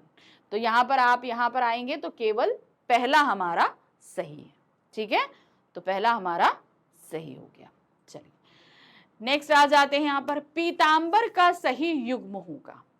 अब यहां पर पीतांबर का विग्रह अगर हम करते हैं तो क्या हम बोलेंगे? पीला है अंबर जिसका। अब यहां पर हमने पीला है अंबर जिसका बोला, तो ये क्या हो गया हमारा? बहुव्रीहि समास। ठीक है, तो हमें पहले पता होना चाहिए कि कौन सा समास है। चलिए देखते हैं, पीला है अंबर जिसके, बहुव्रीहि समास सही है। पीला है जो अंबर, बहुव्रीहि समास नहीं, क्योंकि हमेशा ध्यान रखना बहुव्रीहि समास में जिसका या जिसके होगा, हमेशा ये चीज याद रखना। पीला अंबर नहीं, पीले हैं अंबर जिसके, कर्मधारय समास नहीं। तो यहां पर ए वाला ऑप्शन हमारा एकदम सही है। कौन सा सही है? ए। चलिए नेक्स्ट आ जाते हैं, यहां पर क्या है? अब मुहावरे पर आधारित निम्नलिखित 6 बहुविकल्पीय प्रश्नों में से कोई 4 करने हैं। अब मुहावरे पर आपको दिए गए हैं प्रश्न कितने? 6, और करने आपको सिर्फ 4 है, तो 1 नंबर का 1 रहेगा। चलिए देखिए क्या है, मुहावरे और अर्थ के उचित मेल वाले विकल्प का चयन करिए। अब इसमें आपको ढूंढना है किसका मुहावरा और उसका अर्थ सही सही है। ठीक है, वो ढूंढना। चलिए देखते हैं, कपकपी छूटना, डर से शरीर कांपना, सही है। कपकपी छूट रही है, इसका मतलब क्या है? डर से जो है शरीर कांपना, ये मुहावरा है, सही है। कलेजा ठंडा होना, मृत्यु होना, नहीं। कलेजा ठंडा होना मतलब शांति पड़ना, तो ये गलत है। किताबी कीड़ा होना, जो कीड़े पुस्तकें में पढ़ते हैं। किताबी कीड़ा होना मतलब जो हमेशा किताबों को पढ़ता रहे, जो हमेशा पढ़ता रहे, वो व्यक्ति किताबी कीड़ा होता है, तो ये भी गलत है। एक ही राग अलापना, अच्छा गायक, नहीं। एक ही राग अलापना यानी कि एक ही बात को बराबर रटते रहना या एक ही बात पर टिके रहना। ठीक है, तो ये भी गलत है। तो यहां पर ए यानी कि फर्स्ट वाला सही है। दूसरा प्रश्न है, रहस्य प्रकट होना अर्थ के लिए उपयुक्त मुहावरा होगा। रहस्य प्रकट होना, मुहावरा क्या है? उगल देना, खाक छानना, कूच करना या कलई खुलना। तो यहां पर रहस्य प्रकट होने के लिए जो सही मुहावरा है वो है कलई खुलना। ठीक है, तो ये एकदम सही है। चलिए नेक्स्ट आ जाते हैं, आस्तीन का सांप मुहावरे का अर्थ होगा। आस्तीन का सांप, वो व्यक्ति जो हमारा बड़ा सगा बनकर रहे लेकिन धोखा दे दे। ठीक है, चालाक व्यक्ति, बड़ा दुश्मन, कपटी मित्र या अपना मत बदलने वाला। तो यानी कि जो हमारा सगा बन के रह रहा है वो हमारा मित्र है, लेकिन समय आने पर धोखा दे दे, यानी कि कपटी है। तो ये सही ऑप्शन क्या होगा आपका? कपटी मित्र। ठीक है, चौथा प्रश्न है, माता पिता और बड़ों के उपदेश बुरे लगते हैं लेकिन बाद में वही बातें प्रेरित करती हैं। रेखांकित अंश के लिए उपयुक्त मुहावरा होगा। रेखांकित अंश क्या है? बुरे लगते हैं। अब इसके लिए मुहावरा क्या है? नीचा दिखाना, जहर लगना, पहाड़ लगना या हाथ लगना। तो यहां पर क्या है? माता पिता और बड़ों के उपदेश जहर लगते हैं। बुरे लगते के लिए क्या मुहावरा होगा? जहर लगते हैं, लेकिन समय आने पर वही काम आते हैं। तो सही क्या है, जहर लगना। 5वां प्रश्न है, परीक्षा भवन पहुंचकर जब उसे अपना पेंसिल बॉक्स नहीं दिखा तो उसके डैश गए। रिक्त स्थान के लिए उपयुक्त मुहावरा होगा। अब मान लीजिए आप एग्जामिनेशन हॉल में पहुंचो और आपके पास आपका पेंसिल बॉक्स नहीं है, तब तो भाई क्या होगा, आप तो बहुत ज्यादा डर जाओगे, अरे अब क्या करें, घबरा जाओगे, बहुत ज्यादा घबरा जाओगे, पैनिक हो जाओगे जिसे बोलेंगे, है ना। तो क्या है, सिट्टी पिट्टी गुम हो गई। सिट्टी पिट्टी गुम होने का मतलब क्या होता है, डर जाना। ठीक है। पैरों तले जमीर खिसकना यानी कि पूरी तरीके से परेशान हो जाना। ठीक है। हाथ पांव फूलना, परेशान होना। चेहरे का रंग उड़ना यानी कि डर जाना। तो इस सिचुएशन के लिए जो सबसे सटीक मुहावरा है वो है हाथ पांव फूलना, यानी कि अत्यधिक घबरा जाना। 6ठा प्रश्न है, पता ना चलना अर्थ के लिए मुहावरा होगा। अगर हमें कोई चीज पता नहीं चली तो उसके लिए हम क्या मुहावरा लगाएंगे। ऑप्शन देखिए क्या है, फरार होना, दबे पांव आना, टका सा जवाब देना, सुराग ना मिलना। तो यहां पर पता ना चलने के लिए जो मुहावरा होगा वो क्या है, सुराग ना मिलना। ठीक है, सही क्या है, सुराग ना मिलना। चलिए अब हमारे पास आ गया प्रश्न संख्या 7, 8, 9, 10। तो ये 4 प्रश्न हमारे आधारित रहेंगे हमारी स्पर्श बुक के काव्यखंड और गद्य खंड पर आधारित बहुविकल्पीय प्रश्नों के लिए, जहां पर गद्यांश काव्यांश आधारित प्रश्न तो आएंगे, साथ ही साथ संपूर्ण पाठ आधारित प्रश्न भी आएंगे। तो सबसे पहले आप देख रहे हैं प्रश्न संख्या आया है 7, जहां पर हमारे काव्यखंड के 7 अध्यायों में से कोई एक काव्यांश रखा जाएगा। इसे पढ़ना है और इस पर आधारित हमें करने हैं 5 बहुविकल्पीय प्रश्नों। ठीक है, देखिए क्या है, निम्नलिखित पद्यांश को पढ़कर दिए गए प्रश्नों के उत्तर के लिए सही विकल्प का चयन कीजिए। तो 5 प्रश्न है, तो यहाँ पर 5 नंबर आपको मिलेंगे, 1 नंबर 1 प्रश्न के लिए। तो यहाँ पर आप देख रहे हैं ये है मनुष्यता कविता का अंश दिया गया है। छुतांत रंति देव ने दिया करस्त थाल भी, तथा ददीची ने दिया परास्त अस्थि जाल भी। उनीशर क्षितिज ने स्वमांस दान भी किया, सहर्ष वीर कर्ण ने शरीर चर्म भी दिया। अनित्य देह के लिए अनादि जीव क्या डरे, वही मनुष्य है जो मनुष्य के लिए मरे। तो यहाँ पर बताया गया कि रंतिदेव ने क्या है, भूखे को अपने हाथ से लगा हुआ थाल दे दिया। ददीची ने अपनी अस्थियों को यानी कि अपने शरीर की हड्डियों को दान कर दिया। उनीशर ने अपना मांस काट कर कबूतर क्या कहते हैं बाज को दे दिया और कबूतर की जान बचाई। वीर ने जो है हंसी खुशी अपने शरीर की चमड़ी से जो है अपने कवच को और कुंडल को काट कर दे दिया।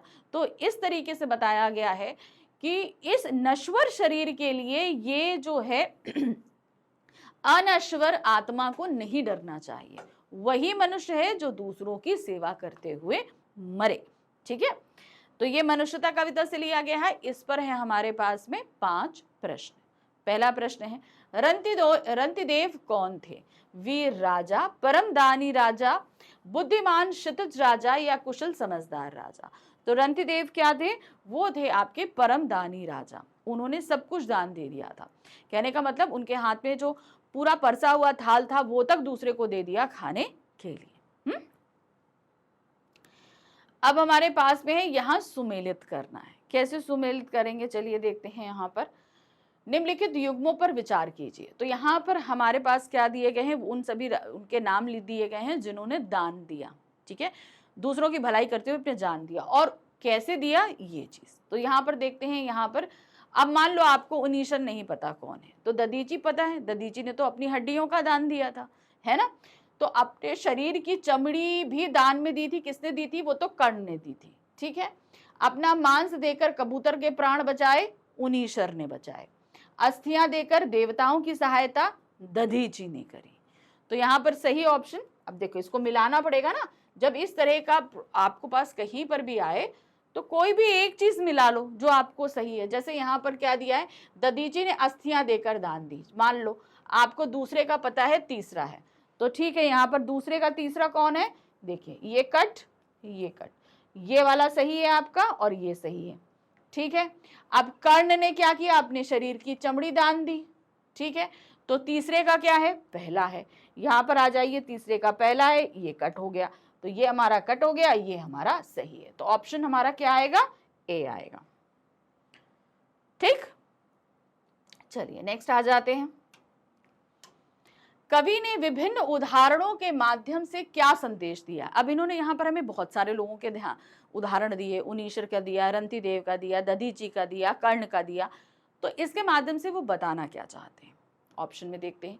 हमें जीवन की परवाह ना करके परोपकार रहना करना चाहिए, हर एक की पीड़ा को समझना चाहिए, शरीर नाशवान है अतः जीव को डरना नहीं चाहिए। ये शरीर क्या है? नाशवान है, इसलिए लोगों को नहीं डरना चाहिए। अपनी भूख की परवाह बिल्कुल नहीं करनी चाहिए। तो इन सभी के उदाहरणों के माध्यम से बताया है कि शरीर नाशवान है, इसलिए जीव को नहीं डरना चाहिए। भाई ये आज नहीं तो कल तो मिल ही जाएगा मिट्टी में। भाई मरने के बाद किसी ने शरीर को रखा है, किसी ने नहीं रखा, कोई जला देता है, कोई गाड़ देता है? तो वो तो उसके लिए, शरीर के लिए हमें मोह नहीं करना है, डरना नहीं।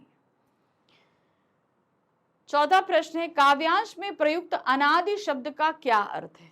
अनादि शब्द का अर्थ क्या है? जिसका ना आदि हो ना अंत हो, जिसका आदि या आरंभ ना हो।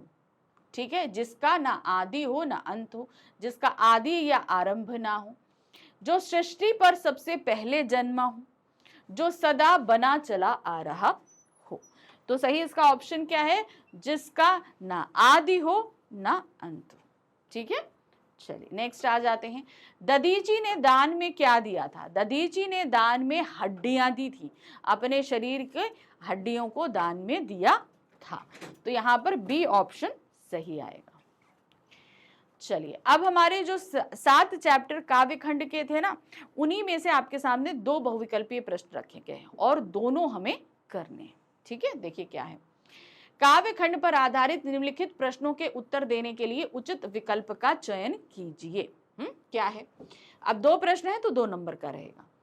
सब अंधियारा मिट गया, कबीर के दोहे में इस पंक्ति में अंधियारा किसका प्रतीक है? तो अंधियारा किसका प्रतीक था? वो अज्ञानता का प्रतीक था।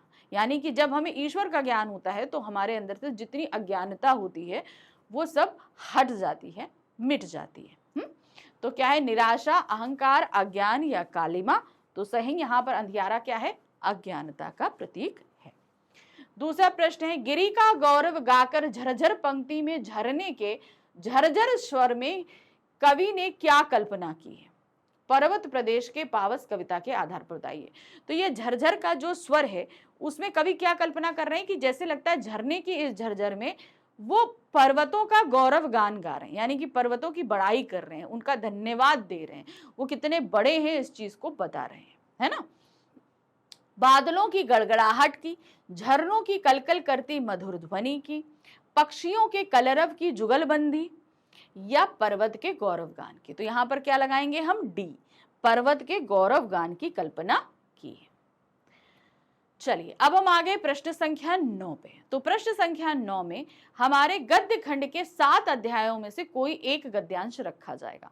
इस गद्यांश को हमें पूरा पढ़ना है और इस पर आधारित 5 बहुविकल्पीय प्रश्नों को हमें करना है। ठीक है, देखें तो देखिए क्या है। निम्नलिखित गद्यांश को पढ़कर पूछे गए प्रश्नों के उत्तर के लिए सही विकल्प का चयन कीजिए। तो अब हमें गद्यांश पढ़ना है, 5 प्रश्नों के लिए जो विकल्प दिए गए हैं उनमें से सही विकल्प ढूंढना है। 5 नंबर का रहेगा, 1 नंबर का एक प्रश्न।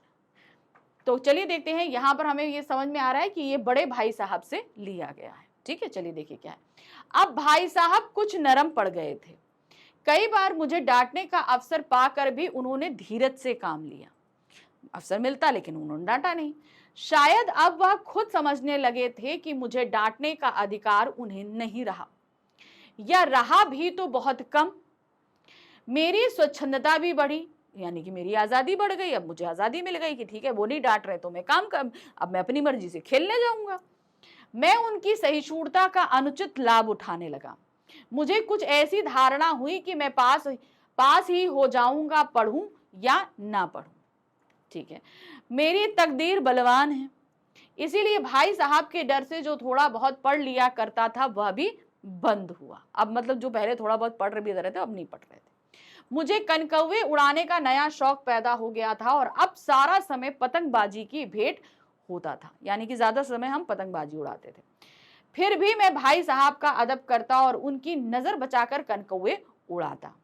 मांझा देना, कन्ने बांधना, पतंग टूर्नामेंट की तैयारियां आदि समस्याएं सब गुप्त रूप से हल की जाती थी। मैं भाई साहब को यह संदेह ना करने देना चाहता था कि उनका सम्मान और लिहाज मेरी नजरों में कम हो गया है।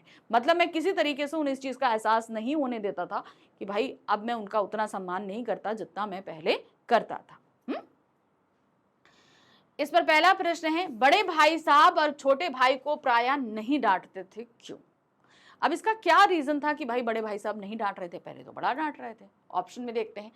छोटे भाई की घर छोड़ने की धमकी के भय से चुप रहने लगे थे, ऐसा तो कोई बात ही नहीं थी। अब उन दोनों में से एक ही कक्षा का अंतर रह गया था।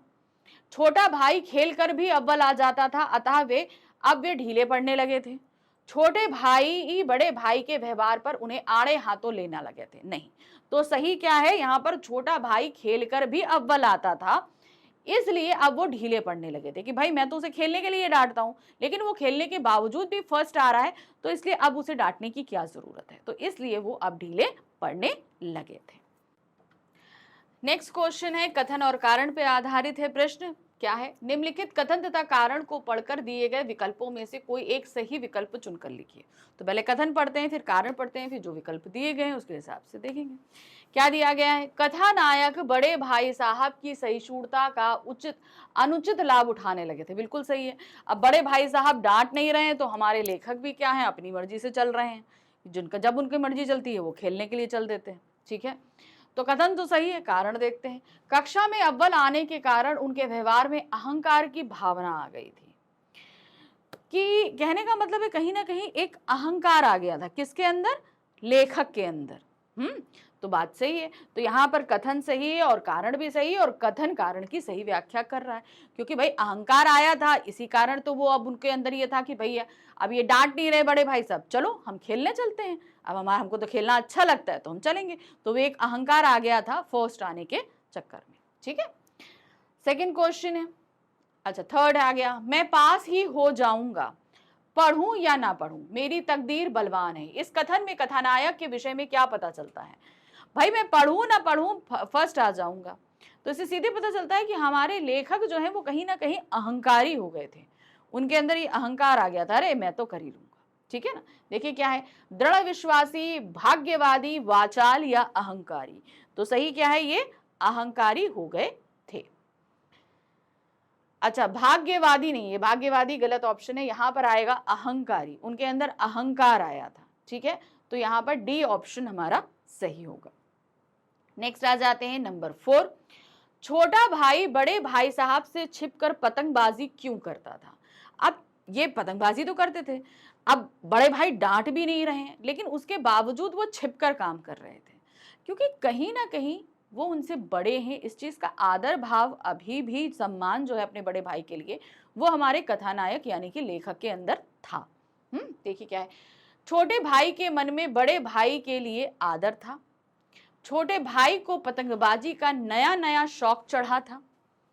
छोटे भाई को लगा कि शायद भाई साहब को पसंद ना आएगा। नेक्स्ट है, पढ़े लिखे समझदार लोग पतंगबाजी नहीं करते। तो इसका सही ऑप्शन आपको क्या है? कि भाई छोटे भाई के मन में अभी भी बड़े भाई के लिए आदर था, सम्मान था, इसीलिए। ठीक है, चलिए फिफ्थ आ जाते हैं। कथानायक का सारा समय पतंगबाजी की भेंट क्यों चढ़ने लगा था? पतंगबाजी का नया नया शौक लगने के कारण, विद्यालय में आयोजित पतंग टूर्नामेंट के कारण, बड़े भाई द्वारा डांट फटकार न लगाने के कारण, विद्यालय में हुए ग्रीष्मा अवकाश के कारण। तो इसका सही सबसे ज्यादा रीजन था कि भाई उन्हें पतंगबाजी का नया नया शौक लगा था। ठीक है ना, अभी उन्होंने किया था, तो अब जैसे लगता है हम कोई नई नई चीज सीखते हैं तो हम ज्यादातर समय उसी को देते हैं, तो इसीलिए उनका ज्यादातर समय पतंगबाजी में जा रहा था। चलिए, अब हमारे पास है गद्यखंड पर आधारित, जो गद्यखंड के 7 अध्याय हैं उन पर आधारित हमारे पास 2 बहुविकल्पीय प्रश्न हैं। इन दोनों ही प्रश्नों को हम यहाँ पर करेंगे। देखिए क्या है, गद्यखंड पर आधारित निम्नलिखित प्रश्नों के उत्तर के लिए उचित विकल्प चुनकर आपको लिखने हैं। चलिए देखिए क्या है। पहला, तातारा वामीरों के त्याग से समाज की सोच में क्या परिवर्तन आया? समाज की सोच में क्या परिवर्तन आया था? अब वो लोग जो है एक दूसरे गांव में इनके विवाह संबंध स्थापित होने लगे थे, है ना, होने लगे थे कि नहीं? चलिए देखिए क्या है। सबने तातारा वामीरों के प्रेम को स्वीकार कर लिया था। अब जब वो मर गए तो क्या स्वीकार करोगे? सभी तातारा वामीरों के विवाह के लिए तैयार हो गए थे। अब दूसरे गांवों में भी पारस्परिक वैवाहिक संबंध होने लगे थे। तातारा वामीरों को अपने अपने गांवों से निष्कासित कर दिया गया था। तो सही यहां पर क्या है आपका सी ऑप्शन। अब दूसरे गांवों में पारस्परिक, यानी कि पहले एक दूसरे गांव में तो नहीं होते थे, लेकिन इनकी जब मृत्यु हुई तो उसके बाद ये हुआ कि नहीं, कि ये परंपरा गलत है, अब इसमें बदलाव होना चाहिए, और बदलाव हुआ। दूसरा प्रश्न है, वजीर अली अफगानी हमले की प्रतीक्षा क्यों कर रहा था? अनुपयुक्त विकल्प छांटना है, ठीक है। अंग्रेजों को चारों तरफ से घेरने के लिए, शहादत अली को जान से मारने के लिए, अवध से शहादत अली को हटा अपना तख्त पाने के लिए, और अंग्रेजों को हिंदुस्तान से बाहर निकालने के लिए। तो जो गलत है वो है आपका शहादत अली को जान से मारने के लिए। उसने शहादत अली अपने चाचा को जान से मारने की बात नहीं करी थी, वो सिर्फ उसे अवध के तख्त से हटाना चाहता था और अपने हाथ में सत्ता लेना चाहता था, ताकि वो अंग्रेजों को हटा सके, निकाल सके, ठीक है। इसीलिए वो अफगानी हमले का इंतजार कर रहा था, ठीक है। चलिए, अब हमारा खंड आ तो खत्म हो गया, अब हम आ गए खंड बा, जो कि है हमारा वर्णात्मक, ठीक है। पूरी तरीके से अब हमारे पास क्या है, वर्णात्मक प्रश्न आएंगे, जो कि हमारी पाठ्यपुस्तक स्पर्श से, फिर पाठ्यपुस्तक संचयन से पूरक पाठ्यपुस्तिका, और उसके बाद रचनात्मक लेखन है, ठीक है। चलिए देखते हैं सबसे पहले क्या आया। गद्य खंड पर आधारित निम्नलिखित प्रश्नों में से किन्हीं दो प्रश्नों के उत्तर लगभग 60 शब्दों में दीजिए। तो अब हमारे गद्य खंड के जो 7 अध्याय हैं हमारी स्पर्श बुक के, उसमें से हमारे सामने रखे गए हैं 3 प्रश्न, हमें करने हैं 2 प्रश्न, और एक प्रश्न का उत्तर हम देंगे 60 शब्दों में, कितने, 60 वर्ड्स में। याद रखिएगा वर्ड लिमिट को, 60 वर्ड में हमें देना था, और एक प्रश्न के लिए हमें नंबर मिल रहे थे 3। तो जब 2 प्रश्न करेंगे तो 6 नंबर का हो जाएगा, ठीक है। चलिए देखें क्या है। शेख अयाज के पिता ने अपनी बाजू पर काले चोटे को रेंगता देख क्या किया? इससे उनकी कौन सी विशेषता उभर कर आती है? अब कहां दूसरे के दुख में दुखी होने वाले पाठ के आधार पर बताइए। अब वो खाना खाने बैठने वाले थे, नहा कर आए थे, उन्होंने जैसे ही चोटे को देखा तो वो तुरंत चले गए कुएं के पास उस चोटे को उसके घर तक छोड़ने, कि अगर मैं उसे यहां झाड़ दूंगा तो वो अपने घर से बेघर हो जाएगा, उसका घर तो कुएं पे है ना, तो वहां चले गए। तो इस तरीके से उनकी क्या कहते हैं, दयावान होना, उनकी विनम्रता, उनकी उदारशीलता, इन सारी क्वालिटीज का पता चलता है। चलिए देखिए क्या लिखेंगे। शेख अयाज के पिता अपनी बाजू पर काले चोटे को रेंगता हुआ देखकर अपनी मां द्वारा परोसा हुआ भोजन छोड़कर उठ गए और बोले, आज मैंने किसी घर वाले को बेघर कर दिया है, इसलिए मैं उसे घर छोड़ने जा रहा हूं, यानी कि उसके घर पर जा रहा हूं, और वह उसे कुएं पर वापस छोड़ने गए। इससे उनकी दयालु भावना और जीव प्रेमी मनुष्यता के विषय में पता लगता है। दूसरा प्रश्न है, झेन परंपरा की यह बड़ी देन मिली जापानियों को। इस कथन में झेन परंपरा की किस बड़ी देन की बात कही गई है? तो झेन परंपरा आपकी क्या थी, वो टी सेरेमनी। तो इसके जरिए जो है जापानियां, जिनके बहुत ज्यादा मानसिक बीमारियां हो रही थी, उन्हें अपने दिमाग को शांत करने के लिए और मानसिक बीमारियों से बचने की एक बहुत अच्छी देन प्राप्त हुई थी। तो देखिए क्या है, झेन की देन पाठ में जापान के शांत वातावरण में चाय पीते समय लेखक के दिमाग से भूत और भविष्य, यानी कि भूतकाल और भविष्यकाल दोनों लुप्त हो गए। वह वर्तमान में जी रहा था जो अनंत काल जितना विस्तृत था। लेखक को इस बात का अनुभव हुआ कि जापानियों की झेन परंपरा की ये बड़ी देन है। जो लोग स्ट्रेस में जीते हैं, भाई ज्यादातर हमारे स्ट्रेस क्यों रहता है कि हम वर्तमान में इतना काम करें कि भूतकाल में जो चीजें हुई वो हमसे ना हो और भविष्य के सपने बोएं, लेकिन हम इसके चक्कर में वर्तमान एंजॉय करना भूल जाते हैं। तो ये चीज झेन की परंपरा हुई। उन्होंने कहा कि भाई ना तुम भूत की चिंता करो ना भविष्य की चिंता करो, जो है वो वर्तमान है और उसमें इतना लंबा समय है कि तुम शांत रहकर इसको एंजॉय भी कर सकते हो, काम भी कर सकते हो, बस तुम्हें अपने दिमाग को शांत करने की जरूरत है। यही झेन परंपरा थी। और जापानी जो कि इतना स्ट्रेसफुल जीवन जी रहे थे, इतने भागदौड़ भरी जिंदगी जी रहे थे, उनके लिए ये सबसे बेहतरीन था। चलिए अब हम आ जाते हैं तीसरे प्रश्न में। डायरी का एक पन्ना पाठ के आधार पर बताइए कि ओपन लड़ाई किसे कहा गया है और यह अपूर्व थी कैसे।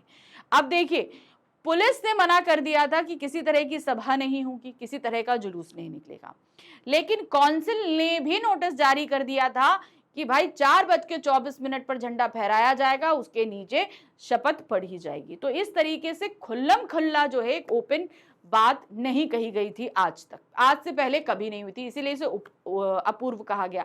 ओपन लड़ाई क्यों कहा गया कि भाई पुलिस एक तरफ मना कर रही है और एक तरफ हम कह रहे हैं कि नहीं, हम गोष्ठी भी करेंगे, शपथ भी पढ़ेंगे, झंडा भी फहराएंगे। तो मुंह खोल कर ये लड़ाई पहली बार की गई थी, इसीलिए इसे अपूर्व कहा गया है। पुलिस कमिश्नर की नोटिस में चेतावनी दी गई थी कि लोग 26 जनवरी को सभा में सम्मिलित ना हो, किसी तरह की सभा में सम्मिलित ना हो। इसके बावजूद काउंसिल के नोटिस में बताया गया था कि मॉन्यूमेंट के नीचे ठीक 4:24 पर झंडा फहराया जाएगा तथा स्वतंत्रता की प्रतिज्ञा पढ़ी जाएगी। इसमें सर्वसाधारण की उपस्थिति होना अनिवार्य है, यानी कि जितने लोग आ सकते हैं सब आए। इसे ही ओपन लड़ाई कहा गया है। इस दिन भारत की आजादी के लिए व्यापक संघर्ष हुआ। कितने ही लोग पुलिस की लाठियों के शिकार हुए, बहुत जुलूस निकला, बहुत जो है लाठी मारी गई, कितनों को जेल में बंद किया गया, फिर भी आंदोलनकारी सभी जुलूस त्याग कर भागे नहीं, कोई भागा नहीं, सब जुलूस में आगे ही बढ़ते रहे। अंग्रेजों से टकराना अपनी मौत को बुलाना था, इसके लिए अपूर्व बलिदान, साहस और त्याग चाहिए। कोलकाता वासियों ने अपना अपूर्व बलिदान देकर मॉन्यूमेंट पर झंडा फहराया तथा प्रतिज्ञा पढ़ी, कठिन कार्य करके इस दिन को अपूर्व बनाया तथा इसी दिन को अपूर्व कहा गया। ओपन लड़ाई इसलिए थी क्योंकि भाई अभी तक इस तरीके से खोलकर लड़ाई नहीं हुई थी। ठीक है, चलिए अब आ गए हम प्रश्न संख्या 12 पे। यहाँ क्या दिया गया है, काव्य खंड पर आधारित निम्नलिखित प्रश्नों में से किन्हीं दो प्रश्नों के उत्तर लगभग 60 शब्दों में दीजिए। अब सेम हमारे पास काव्य खंड के 7 अध्यायों में से 3 प्रश्न रखे गए, 2 प्रश्न करने हैं, एक प्रश्न का उत्तर हमें 60 शब्दों में देना है। कितना, 60 वर्ड्स में। एक क्वेश्चन के लिए नंबर मिलेंगे 3, 2 करोगे मिलेंगे 6। ठीक है सॉरी। मीरा अपने आराध्य कृष्ण से क्या विनती करती हैं और उन्हें उनके कर्तव्य का स्मरण कराने के लिए क्या करती हैं। अब मीरा उनसे विनती क्या कर रही हैं कि भाई मैं आपको याद कर रही हूँ, आप मुझे दर्शन दीजिए, मुझसे मिलने आइए। अब जब भी उनके भक्त उन्हें याद करते हैं तो वो आकर उनकी मदद करते हैं। तो स्मरण याद कराने के लिए उन्होंने गजराज का उदाहरण दिया, द्रौपदी का उदाहरण दिया, प्रहलाद का उदाहरण दिया कि जब ये सभी विपत्ति में तो आप उनकी रक्षा करने आए थे। तो आज मैं आपसे विनती कर रही हूं कि आप जो है मेरी विरह वेदना को हरिए और मुझे दर्शन दीजिए। ठीक है, देखिए यहाँ पर क्या है। पहले पद में मीरा अपने आराध्य श्री कृष्ण से अपनी पीड़ा हरने की विनती करती है और उनके कर्तव्यों का स्मरण करवाने के लिए उदाहरण देकर बताती है कि उन्होंने किस प्रकार अपने भक्तों के कष्टों को दूर किया है। सबके उदाहरण दे रही है, द्रौपदी का दे रही है, गजराज का दे रही है ना।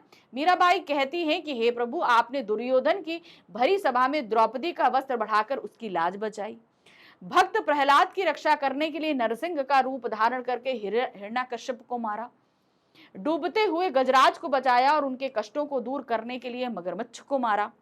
उसी प्रकार हे प्रभु, आप मेरे भी कष्ट दूर करिए। भाई उनको कष्ट क्या है, वो बस श्री कृष्ण के दर्शन पाना चाहती है, उनसे मिलना चाहती है ना, तो वही उनका कष्ट है।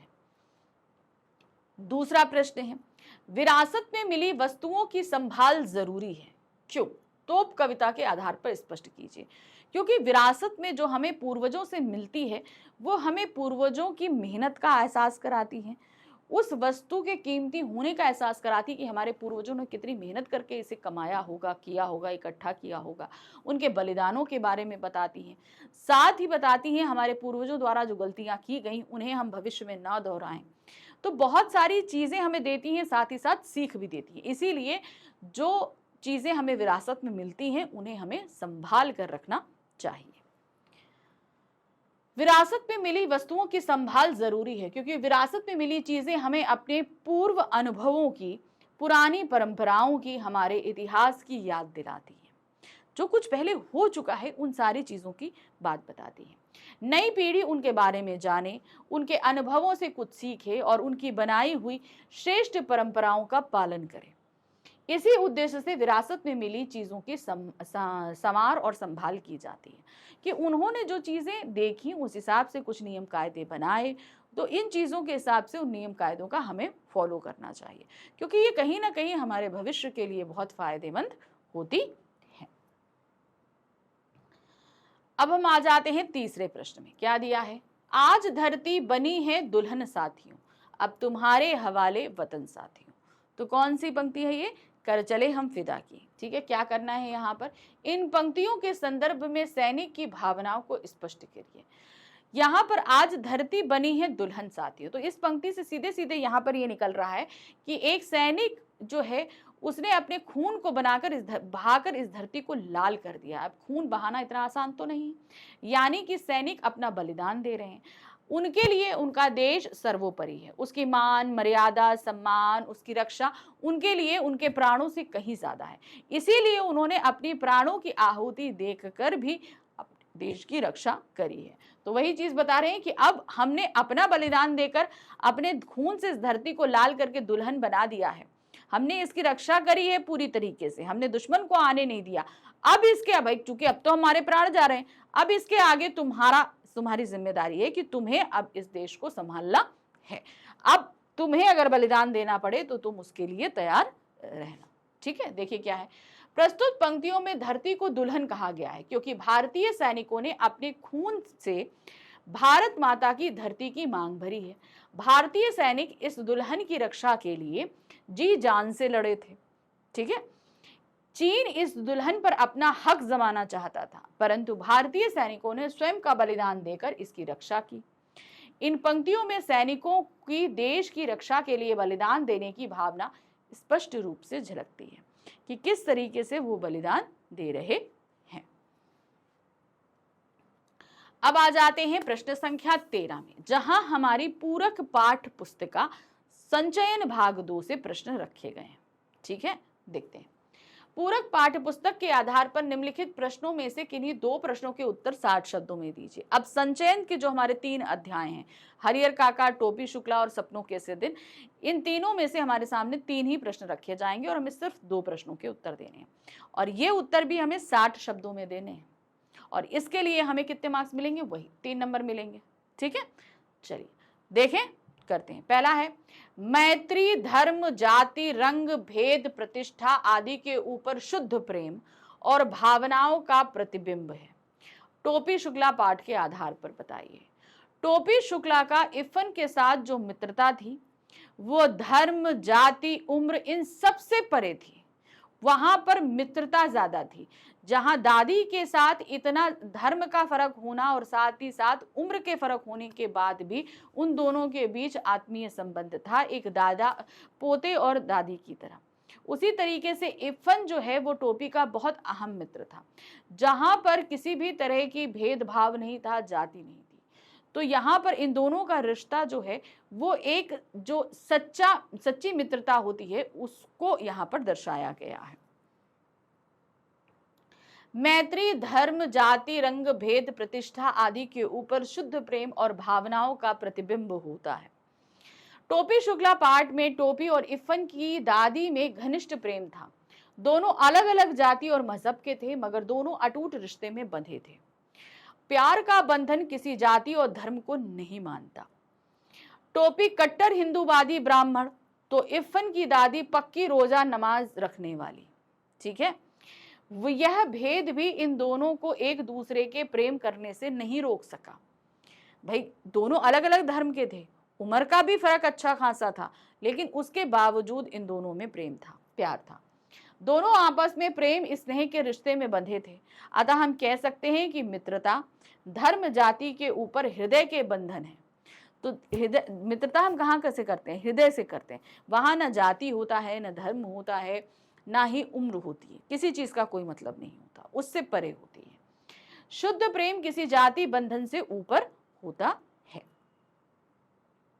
दूसरा प्रश्न है, सपनों के से दिन पाठ में लेखक और उसके साथी किस प्रकार गर्मियों की छुट्टियां बिताया करते थे? आप गर्मियों की छुट्टी में क्या करते हैं? तो सबसे पहले तो आपको लेखक का बताना पड़ेगा। जब छुट्टियां लगती थी तो या तो वो अपने नानी के घर जाते थे या नहीं जाते थे, तो ज्यादातर समय उनका खेल में जाता था। तालाब में नहाना, मिट्टी में लोटना, फिर पानी में नहाना। तो इस तरीके से इनकी पूरी समर वेकेशन बीतती थी। और जैसे ही छुट्टियां खत्म होने को होती थी, क्या होता था, अब दिए गए होमवर्क की लेकर उनको टेंशन होती थी, तब उसके हिसाब किताब लगाए जाते थे। अब इसके बाद जो दूसरा प्रश्न पूछा गया है कि आप अपनी समर वेकेशन कैसे बिताते हो, वो आप सब अपने हिसाब से लिख सकते हैं। ठीक है। लेखक कहता है कि जैसे जैसे उसकी गर्मियों की छुट्टियों के दिन खत्म होने लगे तो वे लोग दिन गिनना शुरू कर देते हैं। जब छुट्टी गर्मी की छुट्टियां होती थी तो वे खेल कूद करते, ननिहाल जाते, वे वहां अपने साथियों के साथ तालाब में नहाते और पेड़ों से आम तोड़कर खाते थे। जिस साल वे ननिहाल नहीं जाते तब घर में कुछ दूर तालाब पर चले जाते, कपड़े उतारकर पानी में कूद जाते और कुछ समय भागते हुए एक रेतीले टीले पर जाकर रेत के ऊपर लौटने लगते। रेत को पानी से साफ कर फिर टीले एक की ओर भाग जाते। तो इस तरीके से ये प्रक्रिया चलती रहती थी, पानी में नहाना, रेत में लौटना, पानी में नहाना, रेत में लौटना। ठीक है। परंतु हमारी गर्मी की छुट्टियां बिल्कुल अलग ढंग से होती हैं। हम घर पर रहकर लूडो, चेस, वीडियो गेम खेलते हैं, कंप्यूटर पर गेम जैसे इंडोर गेम खेलते हैं, या पर्वतीय स्थानों की सैर के लिए जाते हैं, या कहीं पर घूमने के लिए चले जाते हैं। तो आप जैसे बिताते हैं उसे नीचे आप लिख दीजिएगा। ठीक है। अब आ जाते हैं तीसरे प्रश्न पे। यहाँ क्या दिया गया है, आपके पड़ोसी काका की स्थिति हरिहर काका से मिलती जुलती है। ठीक है। आप उन्हें कैसे समझाएंगे और मदद करेंगे। मान लीजिए आपके पड़ोसी में भी कोई ऐसे काका हैं जो ना बोलते हैं, ना किसी से हंसते मजाक करते हैं, तो आप कैसे करोगे। अब इसमें सब आप अपनी अपनी राय लिख सकते हो। मेरे हिसाब से हमें उनके पास जाना चाहिए, उनके साथ समय बिताना चाहिए, बातें करनी चाहिए, हंसी मजाक करना चाहिए। माना कि शुरू में वो नहीं बोलेंगे, लेकिन धीरे धीरे जब ये प्रक्रिया हम रोज करेंगे तो वो एक ना एक दिन बोलना, मुस्कुराना शुरू कर देंगे, है ना। तो हम उनकी मदद इस तरीके से कर सकते हैं।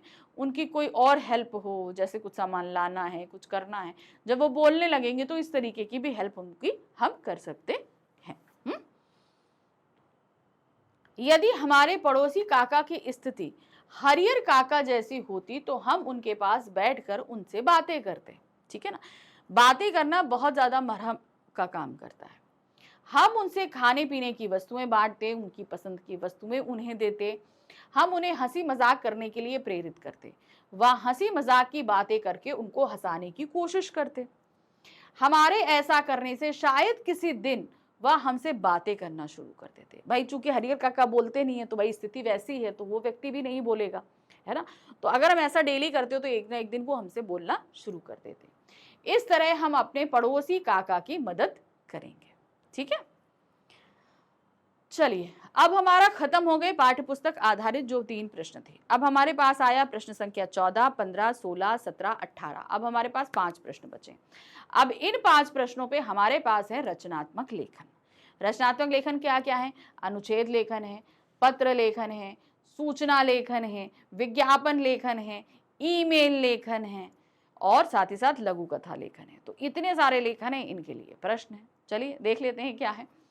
तो सबसे पहले आ रहा है प्रश्न संख्या 14, जहां पर है अनुच्छेद लेखन।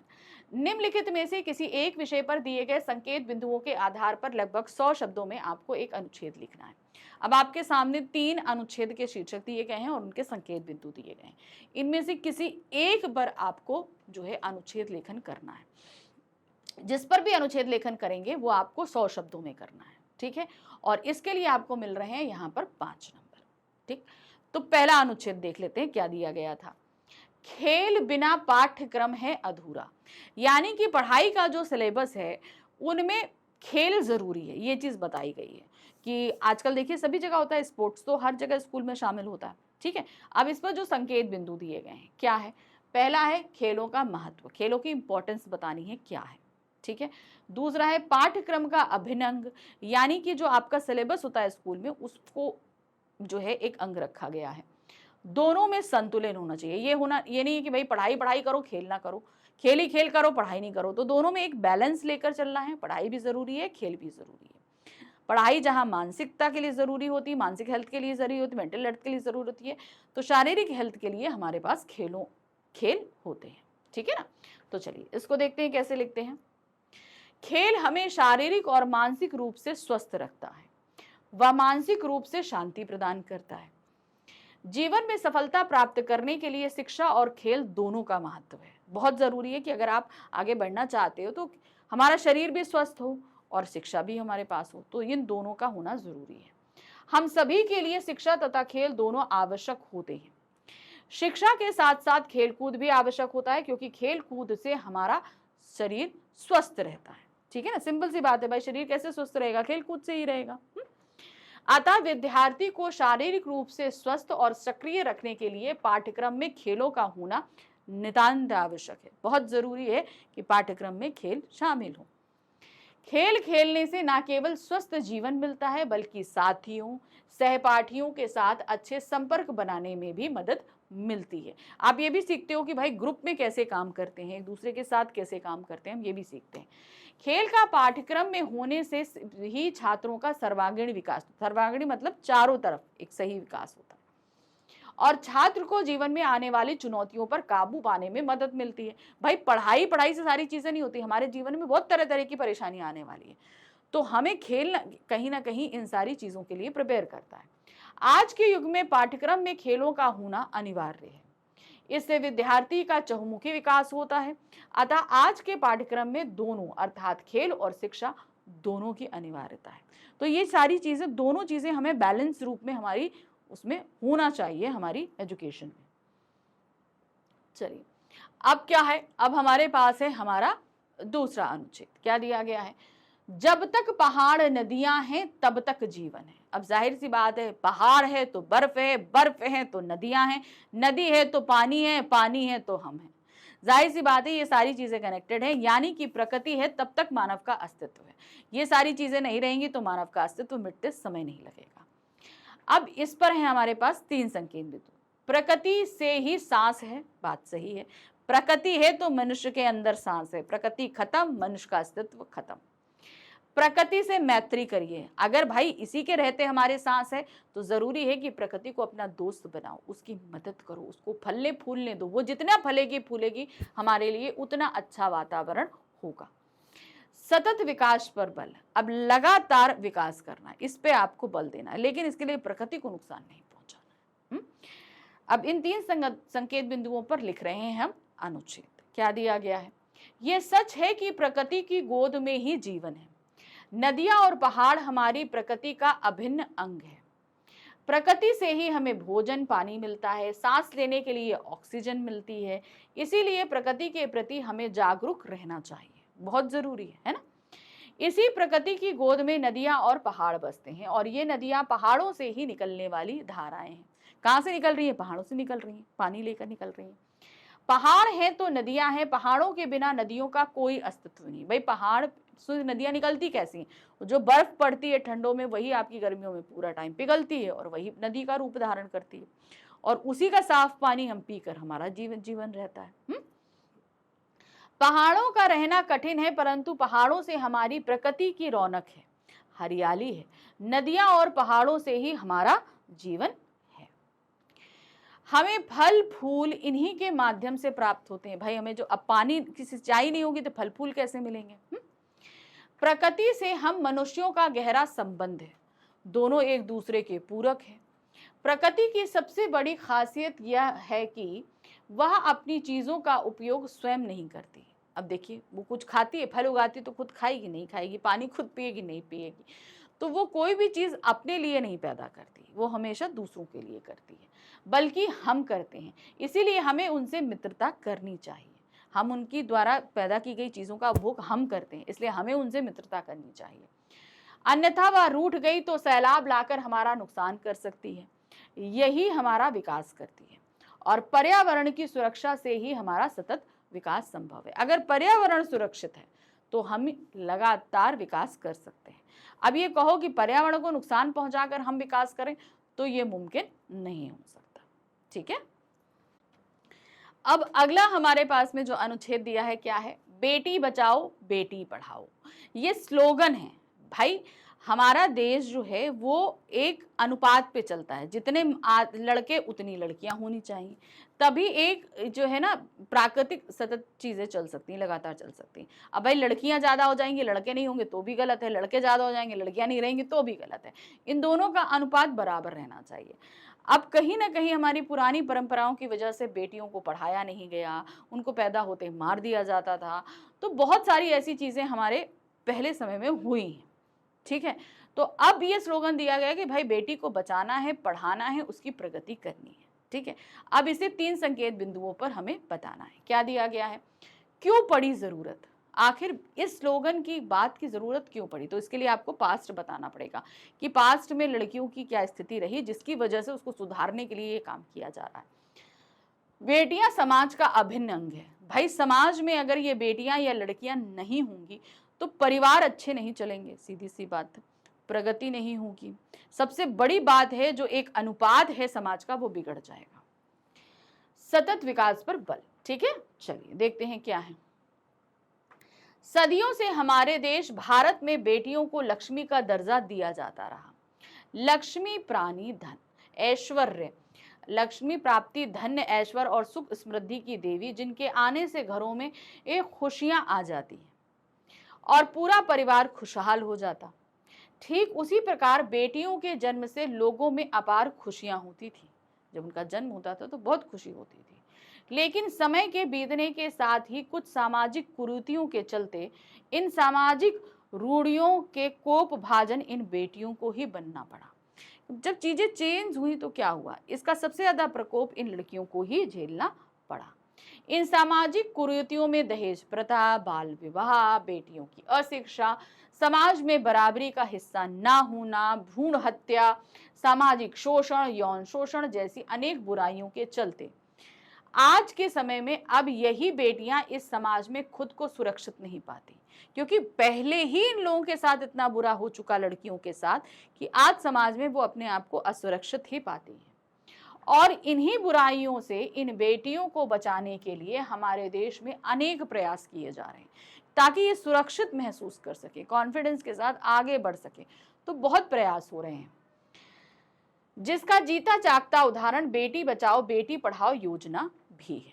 ठीक है, तो ये एक योजना शुरू की गई पूरे देश में और इस पर काम किया जा रहा है। अब इन बेटियों के बचाव और सुरक्षित भविष्य के लिए हमारे देश की सरकार नई नई योजनाएं भी ला रही है, जिनमें बेटियों की जीवन रक्षा और उनके जीवन को सुचारू रूप से चलाने के लिए बेटियों की शिक्षा पर बल दिया जा रहा है। बहुत जरूरी है कि इन योजनाओं को चलाना है तो बेटियां पढ़ें, जिसे बेटी बचाओ बेटी पढ़ाओ अभियान के नाम से जाना गया है। बेटियां हमारे समाज का अभिन्न अंग हैं। इनकी सुरक्षा से ही हमारे समाज की रक्षा भी हो सकती है। अगर भाई ये सुरक्षित है तो हमारे समाज की भी रक्षा होगी, जिसका मुख्य मकसद बेटियों की रक्षा के साथ साथ उन्हें समाज में उच्च शिक्षा और एक समान अधिकार दिलाना है। आज इसी शिक्षा के बल पर महिलाएं चांद पर पहुंच रही हैं। अब जैसे हो रहा है कि भाई लड़कियों पर ऊपर ध्यान दिया जा रहा है, उनकी पढ़ाई पर दिया जा रहा है, तो स्त्रियां अब हर क्षेत्र में आ रही हैं। आज अंतरिक्ष में जाना है, ट्रेन चलाना है, हवाई जहाज उड़ाना है, कुछ भी करना है, सभी में स्त्रियां सामने आ रही हैं। ठीक है, तो इस तरीके से हमारा प्रश्न संख्या 14 खत्म हुआ, जिसमें हमारे पास 3 अनुच्छेद थे और तीनों में से हमें एक करना था। ठीक है, अब हम आ गए प्रश्न संख्या 15 में, जहां पर हमारे सामने दिए गए हैं 2 पत्र, दोनों में से हमें करना है सिर्फ एक पत्र। ठीक है, चलिए देखते हैं क्या है। पहला का प्रश्न है। का और खा में 2 प्रश्न दिए गए, का में एक पत्र है और खा में एक पत्र है, तो दोनों में से एक करना है। का में क्या है? आपके क्षेत्र में स्थित स्टेडियम की स्थापना दिवस की वर्षगांठ के अवसर पर दिव्यांग बच्चों द्वारा भी अपनी प्रतिभा का प्रदर्शन किया जाएगा, यानी कि जो कहीं ना कहीं किसी क्या कहते हैं डिसऑर्डर से प्रेरित हैं, ऐसे बच्चे भी परफॉर्म करेंगे। इस कार्यक्रम के सीधे प्रसारण की प्रार्थना करते हुए दूरदर्शन निदेशक को लगभग 100 शब्दों में पत्र लिखे। आप चाहते हैं कि भाई इस स्टेडियम में जो ये बच्चे परफॉर्म कर रहे हैं, इनको अप्रिशिएट करने के लिए इनका आप लाइव टेलीकास्ट कीजिए। तो दूरदर्शन के जो अधिकारी हैं, अध्यक्ष हैं, उनको हम पत्र लिख रहे हैं कि आप प्लीज इसका लाइव टेलीकास्ट कीजिए। ठीक है, तो पत्र आपको लिखना है 100 में, और दोनों में से जो भी पत्र आप करेंगे उसके लिए 5 नंबर मिलेंगे। तो पहला पत्र हम कैसे करेंगे, अब आप ये देख रहे हैं कि ये एक औपचारिक पत्र है, आपके सिलेबस में औपचारिक पत्र ही है ना। देखिए क्या है, सेवा में दूरदर्शन निदेशक, दूरदर्शन केंद्र मुंबई, फिर आप दिनांक डाल देंगे, ठीक है। विषय है बच्चों द्वारा अपनी प्रतिभा के प्रदर्शन का सीधा प्रसारण हेतु पत्र। महोदय, मैं मुंबई क्षेत्र का निवासी हूं। आप जैसे कुशल एवं कर्तव्यनिष्ठ अधिकारी को दूरदर्शन केंद्र के निदेशक के पद पर नियुक्त पाकर हम सचमुच प्रसन्न हैं। मुझे आपके द्वारा प्रसारित कार्यक्रम पसंद है, यानी कि आप जो कार्यक्रमों का चयन करते हैं प्रसारण के लिए वो बहुत ही उम्दा है, तो मुझे अच्छा भाई उनको अप्रिशिएट कर रहे हैं हम। मेरे क्षेत्र में एक स्टेडियम की स्थापना दिवस की वर्षगांठ समारोह के उपरांत यानी दिव्यांग बच्चों द्वारा भी अपनी प्रतिभा का प्रदर्शन किया जाएगा, मतलब जी ये इसकी वर्षगांठ मनाई जाएगी तो बच्चे परफॉर्म करेंगे। मैं चाहता हूं कि आप अपने दूरदर्शन के माध्यम से दिव्यांग बच्चों की प्रतिभा की प्रस्तुति का सीधा प्रसारण करें, यानी कि इसका लाइव टेलीकास्ट करें, ऐसा मैं सोच रहा हूं। अतः आपसे अनुरोध है कि इसके सीधे प्रसारण के कार्यक्रम को दिखाकर छात्रों का उत्साह बढ़ाएं। लोगों के अंदर ये चीज होनी चाहिए कि भाई ये बच्चे कर सकते हैं तो हम क्यों नहीं कर सकते, तो उनके अंदर भी उत्साह होना चाहिए। इसके लिए हम आपके आभारी रहेंगे। धन्यवाद, भवदीय सूर्य यादव। तो इसके नीचे आप अपना नाम लिख देंगे, क्योंकि भाई नाम के लिए तो हमें क्वेश्चन में बाउंड नहीं किया गया। अब आ जाते हैं अथवा करके दूसरा प्रश्न है, दूसरा हमारे पास पत्र दिया गया है, क्या है, अपने नगर की ऐतिहासिक इमारतों की दयनीय स्थिति पर चिंता व्यक्त करते हुए उसके उचित रखरखाव के लिए अध्यक्ष पुरातत्व विभाग को लगभग 100 शब्दों में पत्र लिखिए। भाई आपके यहाँ हम लोग यहाँ शहर में कहीं ना कहीं कोई ना कोई पुरातन इमारत होती है, कोई किला होता है, कोई दरवाजा होता है, कुछ होता है, तो उनका रखरखाव अच्छे से नहीं हो रहा है। तो इसकी स्थिति को अवगत कराने के लिए आप पुरातत्व विभाग के अध्यक्ष को पत्र लिखेंगे कि भाई इनकी रखरखाव अच्छे से करिए, ठीक है। तो ये भी 100 शब्दों में लिखना है और 5 नंबर, ठीक है। सेवा में विभागाध्यक्ष पुरातत्व विभाग मुंबई, फिर डेट डाल दीजिएगा, यहाँ पर डेट मिसिंग है। विषय है नगर की ऐतिहासिक इमारतों के उचित रखरखाव हेतु। महोदय, ठीक है, मैं मुंबई क्षेत्र का निवासी हूं। आप जैसे कुशल एवं कर्तव्यनिष्ठ अधिकारी को पुरातत्व विभाग के अध्यक्ष के पद पर नियुक्त पाकर मैं सचमुच बहुत प्रसन्न हूं। मुझे अपने नगर की ऐतिहासिक इमारतों को देखकर काफी चिंता हो रही है। यहाँ की इमारतें बिल्कुल जर्जर हो गई हैं। उन इमारतों की ऐसी दयनीय हालत देखकर मुझे काफी चिंता हो रही है, मतलब इतना जर्जर है ना, तो टेंशन हो रही है। इन्हें देखने भारी संख्या में देशी विदेशी पर्यटक आते हैं, तो वे कहीं किसी हादसे का शिकार ना हो जाएं। अतः आपसे अनुरोध है कि आप अपने विभाग के कर्मचारियों की मदद से इन इमारतों की जल्द से जल्द मरम्मत कराएं, क्योंकि भाई कहीं से कुछ गिर रहा है, पुरानी हो जाती है तो गिरने लगता है, तो कोई दुर्घटना ना हो, तो आप फटाफट इसकी मरम्मत कराएं। इसके लिए मैं आपका बहुत आभारी रहूंगा। धन्यवाद, भवदीय सूर्य यादव। कुछ भी आप यहाँ पर अपना नाम लिख सकते हो, ठीक है। अब आ गए हम प्रश्न संख्या 16 में। यहाँ पर क्या दिया गया है, यहाँ पर हमारे सामने सूचना लिखनी है। हमको 2 सूचनाएं दी गई हैं, दोनों में से एक करनी है। तो पहला हमारे पास क्या आ रहा है, क्या है, विद्यालय के सांस्कृतिक कार्यक्रम के सचिव की ओर से बाल कलाकारों द्वारा नाट्य प्रस्तुति की सूचना लगभग 60 शब्दों में देनी है आपको, ठीक है। विद्यालय में एक सांस्कृतिक कार्यक्रम के आप सचिव हैं, तो बाल कलाकारों की एक नाट्य प्रस्तुति हो रही है, आपको सबको सूचित करना है और 60 शब्दों में लिखना है। तो जो भी आप सूचना करोगे, 2 सूचना है, दोनों में से जो भी आप करोगे उसके लिए आपको 4 नंबर मिलने वाले हैं, ठीक है। तो सबसे पहले सूचना के लिए हमें बनाना पड़ता है ब्लॉक। जिस संस्था ने सूचना दी वो लिखेंगे, फिर सूचना डालेंगे, बाल कलाकारों द्वारा नाट्य प्रस्तुति, दिनांक डालेंगे। फिर क्या है, समस्त छात्रों को सूचित किया जाता है कि कल दिनांक 23 फरवरी को विद्यालय के प्रांगण में बाल कलाकारों द्वारा नाट्य की प्रस्तुति का आयोजन है। इच्छुक छात्र अपने परिवार के साथ इस कार्यक्रम में पधारकर बाल कलाकारों का उत्साह बढ़ाएं। सचिव, ठीक है, कुछ नहीं करना, सूचना में खाली आपको इन्फॉर्म, जैसे आप लोग के नोटिस बोर्ड में नोटिस लगती है उसी तरीके से देना होता है, इसमें ज्यादा कुछ नहीं लिखना होता है, ठीक है। अब हमारे पास दूसरी सूचना क्या है, देखिए, दोनों में से एक करना है, इसलिए यहाँ पर अथवा लगा हुआ है।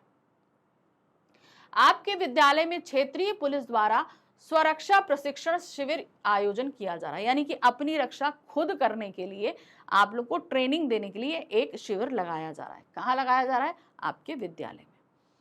इसकी जानकारी छात्रों तक पहुंचाने के लिए एक सूचना 60 शब्दों में तैयार करिए। ठीक है। तो ये आपको सूचना सब छात्रों को देनी है कि भाई इस तरह का कैंप लग रहा है, आइए और उसका भाग बनिए और बहुत सारी चीजों को सीखिए। ठीक है, तो आप क्या करेंगे, इस तरीके से पहले आप एक ब्लॉग बना लेंगे। क्या है, केंद्रीय विद्यालय दिल्ली सूचना, क्षेत्रीय पुलिस द्वारा सुरक्षा प्रशिक्षण शिविर, दिनांक डालेंगे। समस्त छात्रों को सूचित किया जाता है कि कल दिनांक 23 फरवरी को विद्यालय में क्षेत्रीय पुलिस द्वारा सुरक्षा हेतु प्रशिक्षण शिविर लगाया जा रहा है। इच्छुक छात्र अपना नाम विद्यालय के एनसीसी शिक्षक को दे सकते हैं। तो जो कोई भी इस एनसीसी मतलब इस प्रशिक्षण का पार्ट बनना चाहता है वो अपना नाम पहले दर्ज कराए। और किसके लिए, एनसीसी के शिक्षक को दिया गया है। और किसने दिया है, ये प्रधानाचार्य ने इशू किया है। ठीक है, चलिए अब हम आ गए प्रश्न संख्या 17 में, जहां पर हमारे सामने दिए गए हैं 2 विज्ञापन। दोनों विज्ञापनों में से हमें सिर्फ एक विज्ञापन करना है। ठीक है, चलिए देखिए क्या है। आपके क्षेत्र में एक नया विद्यालय खुला है जिसमें आगामी सत्र में प्रवेश लेने वाले स्थानीय बच्चों को दाखिले में विशेष छूट दी जाएगी, यानी कि डिस्काउंट दिया जाएगा। विद्यालय के प्रचार प्रसार के लिए लगभग 40 शब्दों में एक आकर्षक विज्ञापन तैयार करिए। अब आपको बताना है कि भाई उसके लिए भाई जगह होता है ना, आप लोग नया स्कूल खिला तो बहुत सारे पैम्पलेट्स आते हैं, तो वो एडवर्टाइजमेंट का ही तरीका है। तो आप लोगों ने तो देखे होंगे, तो उसी तरीके से बनाना है। 40 शब्द, ज्यादा नहीं लिखने, और इसके लिए मिलेगा आपको 3 नंबर। तो सबसे पहले आप ब्लॉग बना लीजिए। यहाँ पर देखिए क्या है, तो स्कूल का नाम है मदर्स प्राइड विद्यालय, जहां आपके सपने होंगे साकार। नीचे आपने स्कूल की एक फोटो लगा दी। फिर विशेषताएं, आधुनिक पद्धति और तकनीक सारा शिक्षा प्रदान होगी, यानी कि जो डिजिटल जैसे पढ़ाया जाता है उस तरीके से सारी इंफॉर्मेशन दी जाएगी। व्यक्तित्व का विकास होगा अंग्रेजी माध्यम से, बच्चों का सर्वांगीण विकास, कंप्यूटर पद्धति द्वारा खेल खेल में शिक्षा होगी। संपर्क करें तनीषा पांडे मदर्स प्राइड विद्यालय। यहाँ पर आपने जो है फोन नंबर भी दे दिया है, दूरभाष नंबर भी दे दिया है, और आपको बता दिया है ये विद्यालय कहाँ पर है। आप अगर अपने बच्चे का एडमिशन कराना चाहते हैं तो इस जगह आप जा सकते हैं। नेक्स्ट आ जाते हैं, दूसरा विज्ञापन क्या है। कोई कंपनी जैविक फल सब्जी बाजार में लाना चाहती है, यानी कि आजकल जो है ना जैविक बहुत ज्यादा चल रहा है। जो ये रासायनिक खेती है इसको बंद किया जा रहा है धीरे धीरे, तो जैविक का बहुत तेजी, तो उनका वो अपना प्रोडक्ट लाना चाहते हैं। उसके प्रचार प्रसार के लिए एक विज्ञापन लगभग 40 शब्दों में आपको तैयार करना है। ठीक है, चलिए देखते हैं कैसे लिखेंगे इसको। तो सबसे पहले एक ब्लॉग बनाएंगे, कुछ फल और सब्जियां, क्योंकि उन्होंने फल और सब्जियां कही है तो हम फल और सब्जियां दोनों लगा देते हैं। ठीक है, जैविक फल सब्जियों का बाजार, जैविक क्रांति संपूर्ण भारत में मिशन 2022। जैविक खेती एक नई सोच है। पर्यावरण को स्वच्छ बनाएं, स्वास्थ्य की रक्षा करें। संपर्क शिवाधार मिश्र रणधीर सिंह, मोबाइल नंबर। तो जो कोई भी जैविक फल सब्जियां खरीदना चाहता है वो इस नंबर पर संपर्क करें। तो इस तरीके से आप एक एडवर्टाइजमेंट ये बना देंगे। चलिए अब हम आ गए प्रश्न संख्या 18, जहां ये हमारे प्रश्न पत्र का आखिरी प्रश्न है। तो यहाँ पर हमारे सामने दिए गए हैं 2 प्रश्न। एक प्रश्न है लघु कथा और दूसरा है ईमेल लेखन। तो इन दोनों में से आप जो एक करना चाहते हैं वो करेंगे, और उसके लिए आपको नंबर मिलेंगे 5। तो सबसे पहला जो हमारा प्रश्न आ रहा है का, वो है एक लघु कथा लिखनी है हमें 100 शब्दों में। क्या दिया गया है, जब मानव ने स्वयं को पक्षियों की भांति छोटा करने की शक्ति हासिल की और डिब्बानुमा घरों में पेड़ पर रहने लगा तब। अब ये एक काल्पनिक कथा है कि व्यक्ति अपने आप को छोटा कर लिया और छोटे छोटे जैसे पेड़ों पर डिब्बे नुमा घर बनाकर वो रहने लगा। अब इसको आपको कहानी को बढ़ाना है आगे, और ये लिखनी कितनी है, 100 शब्दों में। तो चलिए देखिए हमने काल्पनिक कहानी कैसे बनाई है। जब मानव ने स्वयं को पक्षियों की तरह छोटा करने की शक्ति पाई तब वह डिब्बानुमा घरों में पेड़ पर रहने लगा। भाई छोटा हो गया तो जैसे पक्षी पेड़ पर रहते हैं वैसे मानव भी पेड़ पर रहने लगे। तब पृथ्वी पर आबादी कम हो गई, पर्यावरण शुद्ध हो गया। पृथ्वी पर जो पर्यावरण दूषित हो गया था वह अब साफ हो गया। बात सही है, मनुष्य के द्वारा इतना ज्यादा प्रदूषण फैलाया जा रहा है, जब वही छोटा हो गया तो जाहिर सी बात है उसके द्वारा गंदगी भी छोटी ही होगी। मनुष्य सदा से ही आकाश में उड़ने की आकांक्षा लिए हुए है, तो यदि मनुष्य पक्षी बन जाए तो उसे सर्वप्रथम घोंसले में एक निषेचित अंडे के रूप में शुरुआत करनी होगी। कैसे करना होगा, जैसे एक छोटा अंडा शुरू होता है वैसे ही भाई पक्षियों की शुरुआत होती है, और अपना बसेरा पेड़ों पर करना होगा। पक्षियों की भांति जगह जगह उड़कर भोजन की तलाश करनी होगी। कच्चा पक्का भोजन, सले गले पदार्थ खाने पड़ेंगे, तब मनुष्य स्वादिष्ट भोजन और पकवान से वंचित रह जाएगा और उसे बड़े बड़े घरों की अपेक्षा पेड़ों पर छोटे छोटे घरों में रहना पड़ेगा। तो अगर हम एक पक्षी हो जाएंगे तो पक्षी जिस तरह रहता है, जिस तरह से खाना खाता है, उसी तरीके से हम रहेंगे, है कि नहीं?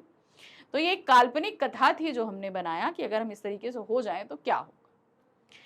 चलिए अब आ जाते हैं, अथवा करके हमारे पास दूसरा प्रश्न दिया गया है। यहां पर हमें ईमेल लिखना है। क्या है? आपने ऑनलाइन कुछ पुस्तकें मंगाई थी, लेकिन आपकी पुस्तकें आपके ऑर्डर के अनुरूप नहीं आई। इसकी शिकायत करते हुए प्रबंधक महोदय को लगभग 100 शब्दों में ईमेल लिखना है।